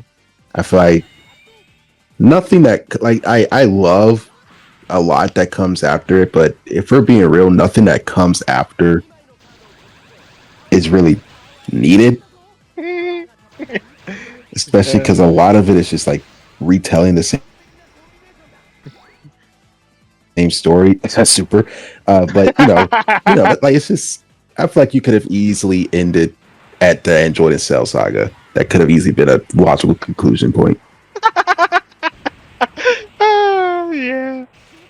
I'm not even gonna go like, because we already did it with the Cell Saga, we did it with Frieza Saga, even the Saiyan Saga to a certain extent. The Majin Buu Saga is just all over the fucking place.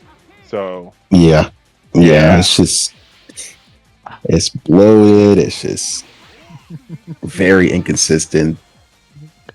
we got one moment. Toriyama didn't know what he wanted to do for a lot of it. We got Gohan going to high school, then having a world tournament, then all of a sudden we're now dealing with magic. We got fucking Pui Pui, Yakon, Popovich absorbing Gohan's energy, then fighting Deborah, Goku coming back from the dead also to like fight in the world tournament because he loves fighting. Don't forget, Goku likes to fight. Did you guys remember that? Goku loves to fight. He loves fighting. Then we get Gohan fighting Deborah, then Majin Vegeta, and I know everybody loves the Majin Vegeta fight between him and Goku. It was amazing. It was a nice spectacle. And it was great to see all the choreographed movements from both of them. Too bad it was all for nothing, right? Because I like that fight just for how it looks alone. But my God, like I probably would have honestly. I would have liked the fight more if we never got mention of Super Saiyan 3, or if Goku had an actual good reason to not go Super Saiyan 3. But Goku didn't go Super Saiyan 3 because he was like, oh, I was just saving it for an important moment. Why didn't you use it to show Vegeta? Yeah, I trained in Otherworld. Part of that. You gaslighted Vegeta, basically, Goku. You made him think I finally stand a chance against Kakarot. And instead of that, you said, I'm gonna fuck with him a bit. He even he even correct Vegeta when Vegeta was like, when he no, it was Goku himself that actually said, we're evenly matched. But Vegeta's like, no, even though I've been training hard like hell, you're still above me. Goku didn't even want to say anything at that point, so it's just like, wow, Goku, really? You're just gonna let him say that without even showing how much? Okay, all right, Goku, all right, that's fine. So yeah, that Majin Vegeta Yeah, versus. Hmm. not gonna. I mean, I'm not gonna go too in depth with Abby. I have issues with the Majin Buu saga. I mean, obviously, I have like it has its good points too. I'm not gonna just sit up It here and pretend like it does. doesn't. But it's just I feel like it's just the beginning of the end with Dragon Ball. I feel like the Majin Buu saga is where story becomes secondary to Dragon Ball, and that just continues with all their future series and everything else that they do. It's Yeah. just like this is the arc where hype moments and aura becomes the Dragon Ball thing. That's where all the Dragon Ball YouTubers always, the Dokkan tubers. This is what shaped them. Oh, I can't wait to talk about Dokkan because I got shit to say. Yeah, that might Uh need to be a part two if we're being honest. that may need to be a part two because yeah. Or- anyway, I I remember going back to the Majin Buu saga. It's like I said, it's just a whole lot of stuff basically happening, and we go from like um we go from that to honestly a great moment where Vegeta finally admits to not only himself but to even you know well no not to himself but like he basically he went ahead and basically just said, you know what, I'll take care of it. Goes ahead, fights Majin Buu, and even says goodbye to Trunks, which honestly it was a great moment because this is also the first time Vegeta surprisingly hugged Trunks. And yeah, yeah, I'm not gonna lie, that was a good moment. That was honestly a good moment to see. And I don't know, man. Like when I watched him explode into like million, like when he did the final explosion, it was honestly, I wouldn't say it was hard to watch, but it was also like a moment where it kind of felt satisfying in a way because it's like this is Vegeta's mess in a way, and he needs to clean it up, and he's finally, you know, paying for it. But I know I'm making Yeah, it my sound. favorite thing is my favorite thing is just when Vegeta asks Piccolo if he's gonna see Goku, just completely forgetting like less than 10 minutes ago you just murdered a audience members just for no reason. But I yeah, you're definitely gonna see Goku. I love I will probably talk about TFS at some point, but I loved it when TFS actually did that scene, and it's like, wait, before you go, when I die, will I see Kakarot in the other life? What, you mean like in heaven? Because no, okay, fuck you. But fair.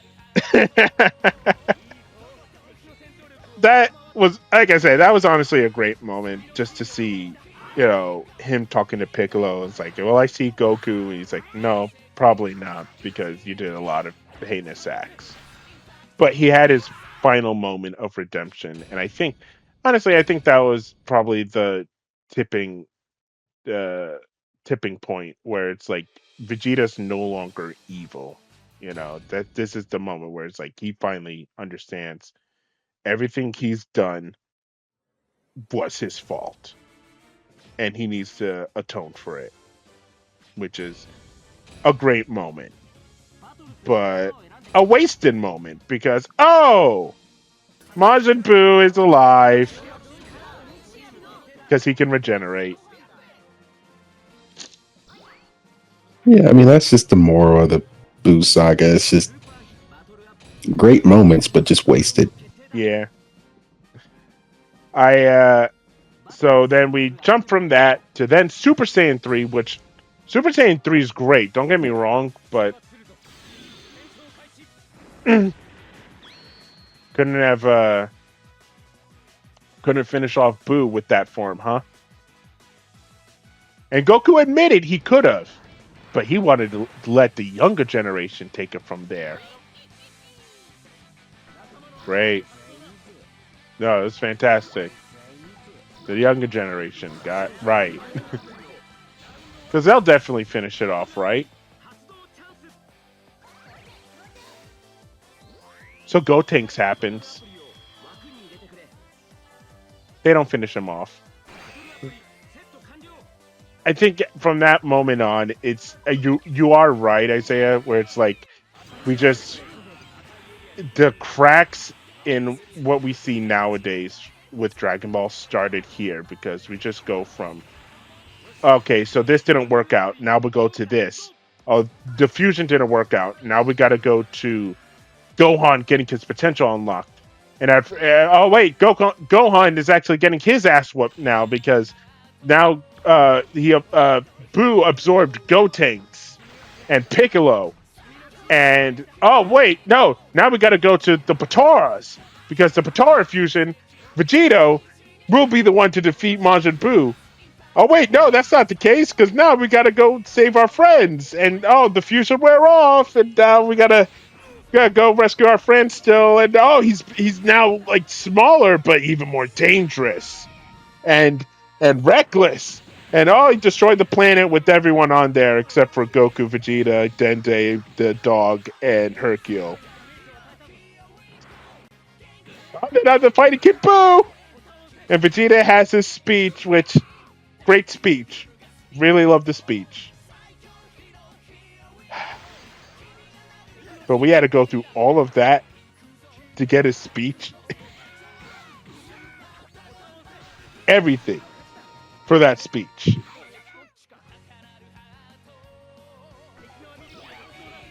Okay. I honestly don't. Look, in terms of the speech itself, the number one speech, it's a great speech, and it was a long time coming for Vegeta to just finally realize, yeah, Goku is number one. But I also feel like it just felt not out of left field. That's not the right word. It just felt like it came at the I don't know.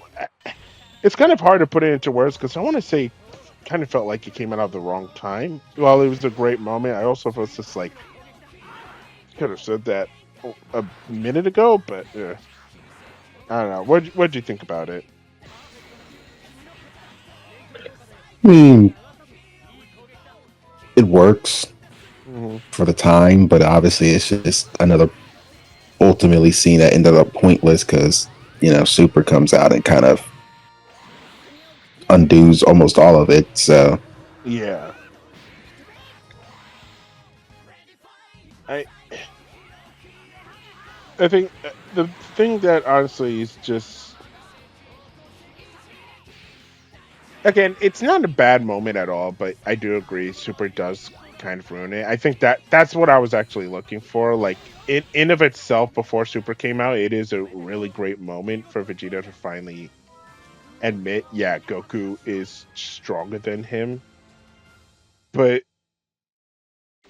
it's just like we went through all of hell to finally get to this moment. And you had again, we get to the Cell Saga dilemma where it's like it's great, but nobody wants to finish off Cell for some reason. And it's even worse here because no longer do we have at least a good story in hand. It's now just like kind of random stuff happening in the Majin Buu saga. where it's literally just from one fight to another fight to another fight to another fight, and then to this big climactic fight, which is a great moment. A moment that I really do like when Goku and Vegeta is actually the one who comes up with the Spirit Bomb plan to finally have Goku collect everyone's energy off of planet Earth and hurl it at Boo in his pure form, while Hercule, Vegeta, and even Fat Boo, who was originally inside Evil Boo, spits him out, and now he's like part of the main cast fighting alongside them now because of Hercule managing to turn Fat Boo into a good guy. So, yeah. The Spirit Bomb was a great moment, and I really do like that's probably my favorite looking Spirit Bomb, honestly. But yeah, it just felt like from one point to another point to another point we have to reach, you know? Like you felt that way too, right? Where it's just like it's just one fight to another fight to another fight to another fight to another fight, right?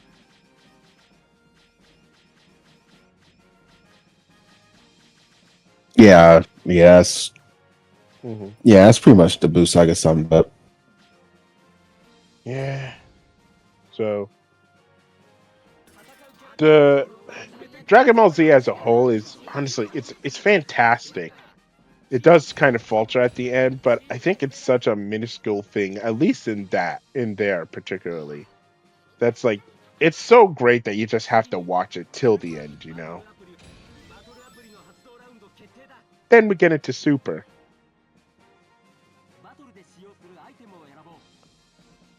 Hmm.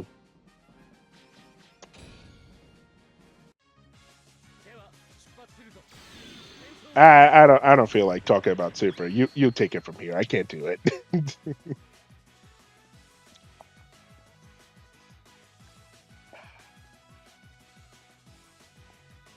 Well, before Super, there's GT.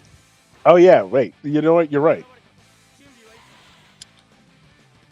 GT something Well, if we're else. going in release order, at least. Yeah. Obviously, GT doesn't exist in the canon anymore, but still exists in my heart.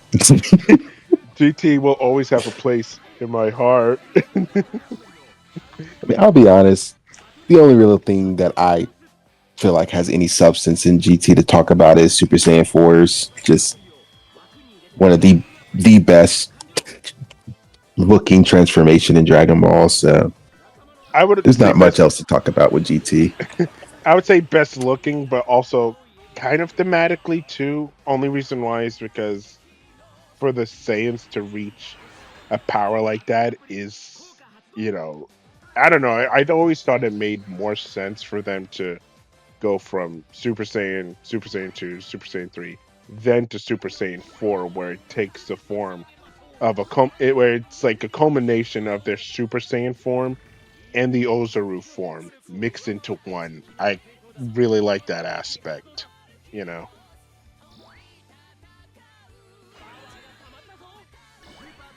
Everything else sucks though. Baby. Uh Well, like Baby was fine, but Baby as a concept, I just feel like the execution of Baby was just very poorly done. And I I remember rem- on our rewatch, we literally both fell asleep. So that we says enough. we fell asleep, but when we woke up, we literally just we woke up to punching, talking, punching, talking, punching, talking. Hey, a key blast. More punching, more talking. Hey, another key blast. Punching, talking, punching, talking, talking, more talking and punching. That was the gist of it. And yeah, yeah, it got too much after a while. And then the other sagas blow chunks. Eh, I should say all of them because I did like the concept for the Shadow Dragon saga as well, but eh, I don't feel comfortable talking about how they massacred my boy in the Shadow Dragon Saga. I can't do it.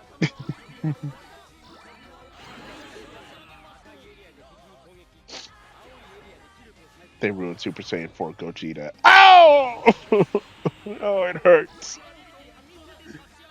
Oh, that hurts. That hurts my soul every time. Look how they massacred my boy. So you're gonna have to repeat that. What's up? You're gonna have to repeat that. I dropped a little bit. Oh, sorry. Somebody. I was saying they destroyed Super Saiyan. They destroyed Gogeta when he turned Super Saiyan 4.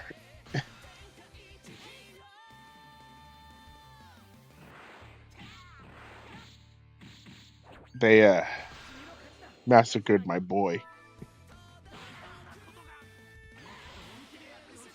Did you catch that? Yeah, I caught it. Okay. That's hard to talk about, honestly. Let's not focus on that though. Super. That not that bright at all. Well, before Super, there are the movies too. You know, we could just talk about the movies. You know what? Let's do that. Because Totally not stalling. no, we're not stalling. why don't you go ahead with the movies? I'm not gonna. I don't think a full recap of each movie is necessary. No, it's not. We I'm could just just gonna really talk about my favorite movies and why I like them.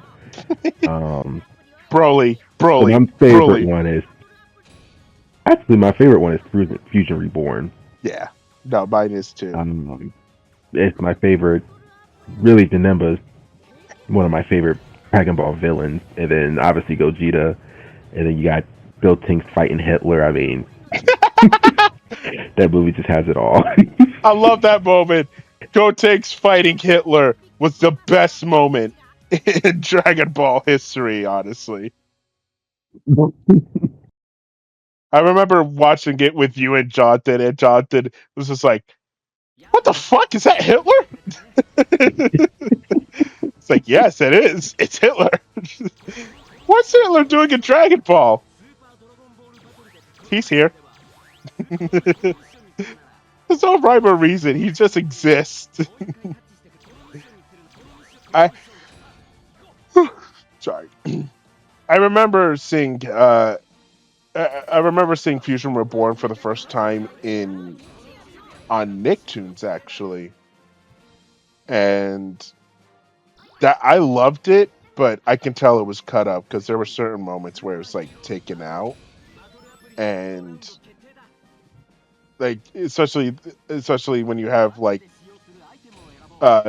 some certain scenes missing, especially like not important scenes, but it's like you can feel like something was cut out, like when what was it, Goku and Vegeta, like they literally fuse for the first time and turn into Veku the blimp. You know, and like they flipped off Janemba and then just farted their way out of there after. I I didn't catch all of it, but I do remember just seeing that. And again, I've loved every aspect of it, but I can tell there was certain parts cut off.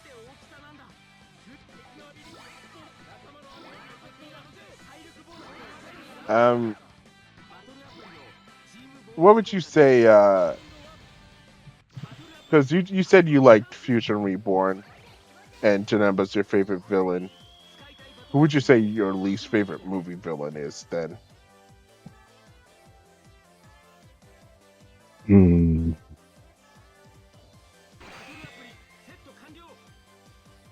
Least favorite? Mm-hmm. Uh,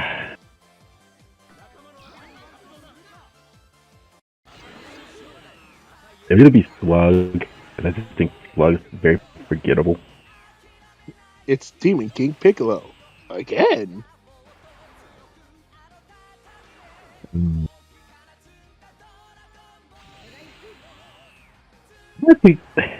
It would be Bio Broly, but Bio Broly is like the only time they utilize Goten and Trunks. So it's like that's the only reason why that movie gets a pass for me.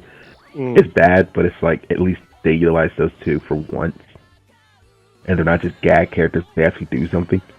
yeah, I do. I'm probably not as kind to it though, like you are, mainly because I don't hate Goten and Trunks, but I was a bit of a Broly fan when I was younger.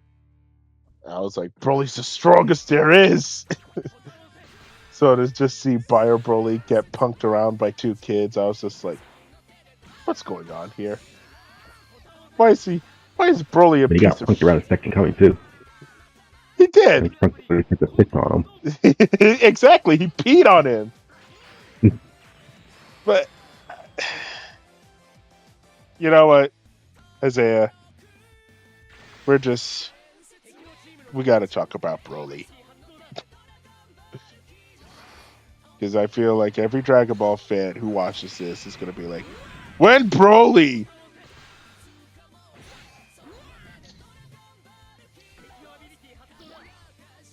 I like his He's cool. design. Moving on.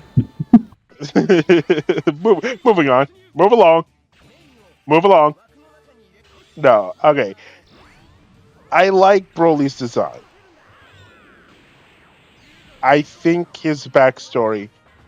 So his backstory is actually not Goku crying. That's why he hates Goku. No, they actually specifically said the reason he doesn't like Goku is just because Goku's kind of like that fear of him being not upstage, but Goku's latent ability scaring Broly, kind of triggering his fight or flight response of him dominating in power. And that's why Broly is like so pissed off at Goku so much, because Goku, while not as strong as him, he could have the ability to actually beat him in an actual fight. You know. Yeah, And but there's really no go way to ahead. dress it up. It's a bad motivation. No Yeah. matter if it's the crying one or if it's just the fear. It's a really bad motivation. It's realistically they just wanted a strong, sane character, and they just made up any reason to justify it. Yeah, and I like I said, the first movie is honestly not bad, but It's a fun watch. huh? It's a fun watch. It's a fun watch, yeah. But clearly, they just wanted to fight, because we got two more movies after that, baby. We got Second Coming, and we got Bio Broly. Dragon Ball Super Broly hasn't happened yet. Yet.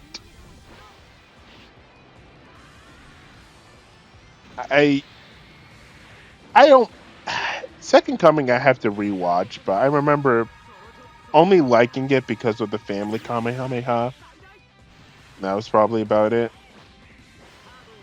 But when it came to Bio Broly, I distinctly remember not hating it, but just the biggest whatever to it. Like I was just so like I did not care about it at all. You know, but everyone else was calling it like the worst. Excuse me, it was like the worst Dragon Ball movie ever. Which I didn't necessarily think it was the worst, but yeah, I was also not like impressed by it either. So yeah, so yeah. Also, they went ahead and talked about like they also went ahead since Broly was so special. What did they do? They put Broly in other media after. Yep, merchandising, uh, video games, toys, uh, arcades. He's just everywhere, guys. He gets Super Saiyan 3, Super Saiyan 4. Fuck, he even got his own god form in like that 4D ride. So clearly, people like him. It ain't because of his personality, I'll tell you that much.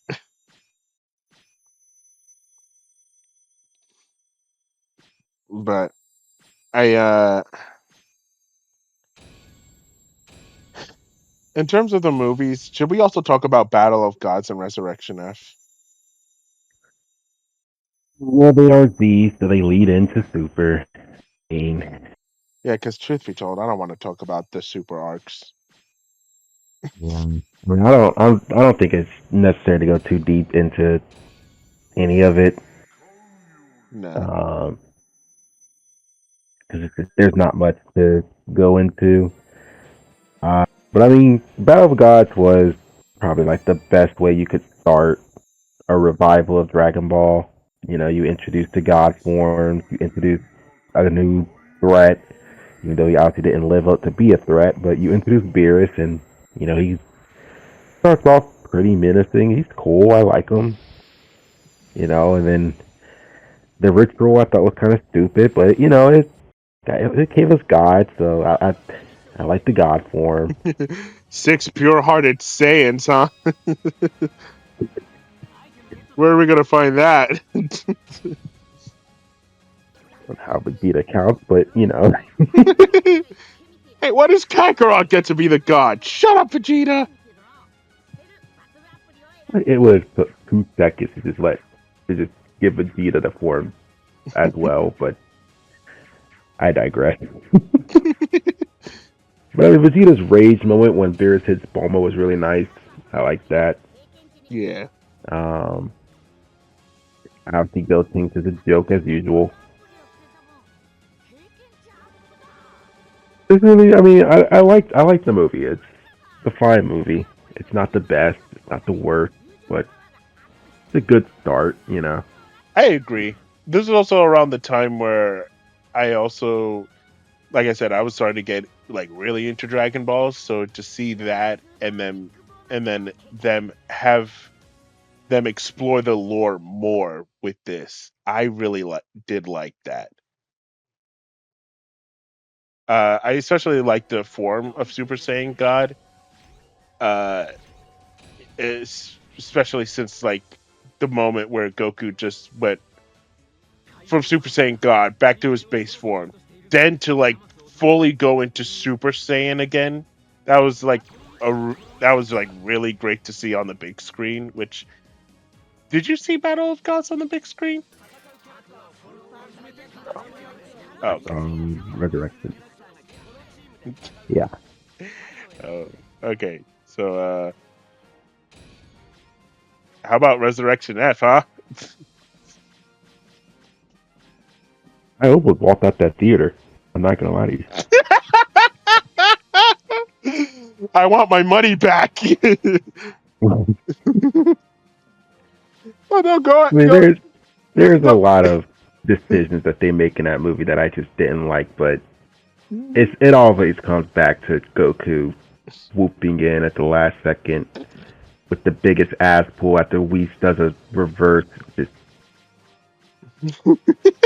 that movie is just everything that's wrong with Super for me. Oh my god. I remember I'm not gonna lie. I wouldn't say I was kind of obsessed with Super Saiyan Blue to a certain extent, mainly because my favorite color is blue. So when I saw Goku go Super Saiyan Blue, I was like, "Oh my god, this is his new form! It looks amazing! It looks incredible! My god, Goku's like blue and he's gonna fight Frieza, and Frieza has a golden form? oh my god, this is the best movie of all time! Just to come to find out, it's not. And what's even worse, I have both of the Super Saiyan God, Super Saiyan SH figure arts of Goku and Vegeta. I have a poster for Dragon Ball Z Resurrection F. And I even have the Super Saiyan God, Super Saiyan edition of Dragon Ball Z Resurrection F. I also have the two Funko Pops of Super Saiyan God, Super Saiyan Goku, and Super Saiyan God, Super Saiyan Vegeta.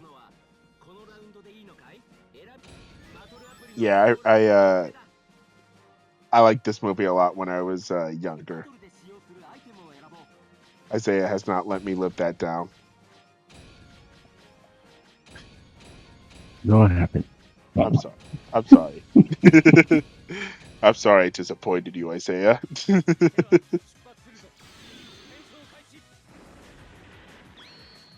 I don't accept. Okay. Let's move on. I'm so sorry. So, okay, so I'm thinking, because this video is already long enough, and I do want to talk more about Dragon Ball, so here's what I'm thinking.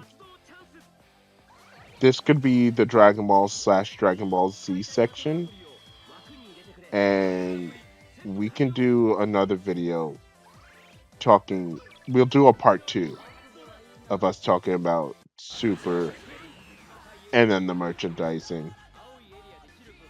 Because I feel like that is going to be a long video in of itself. And I know you and I both, we have a lot to say about all of that. So I think for now, we could at least end this section, right?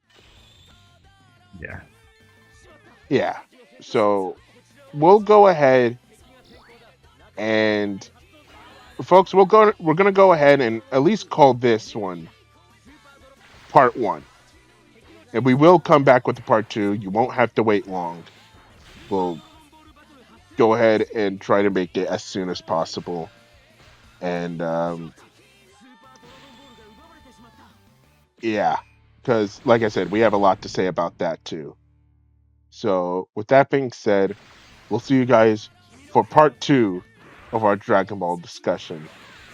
Until then, we'll see you guys for the next part. See ya.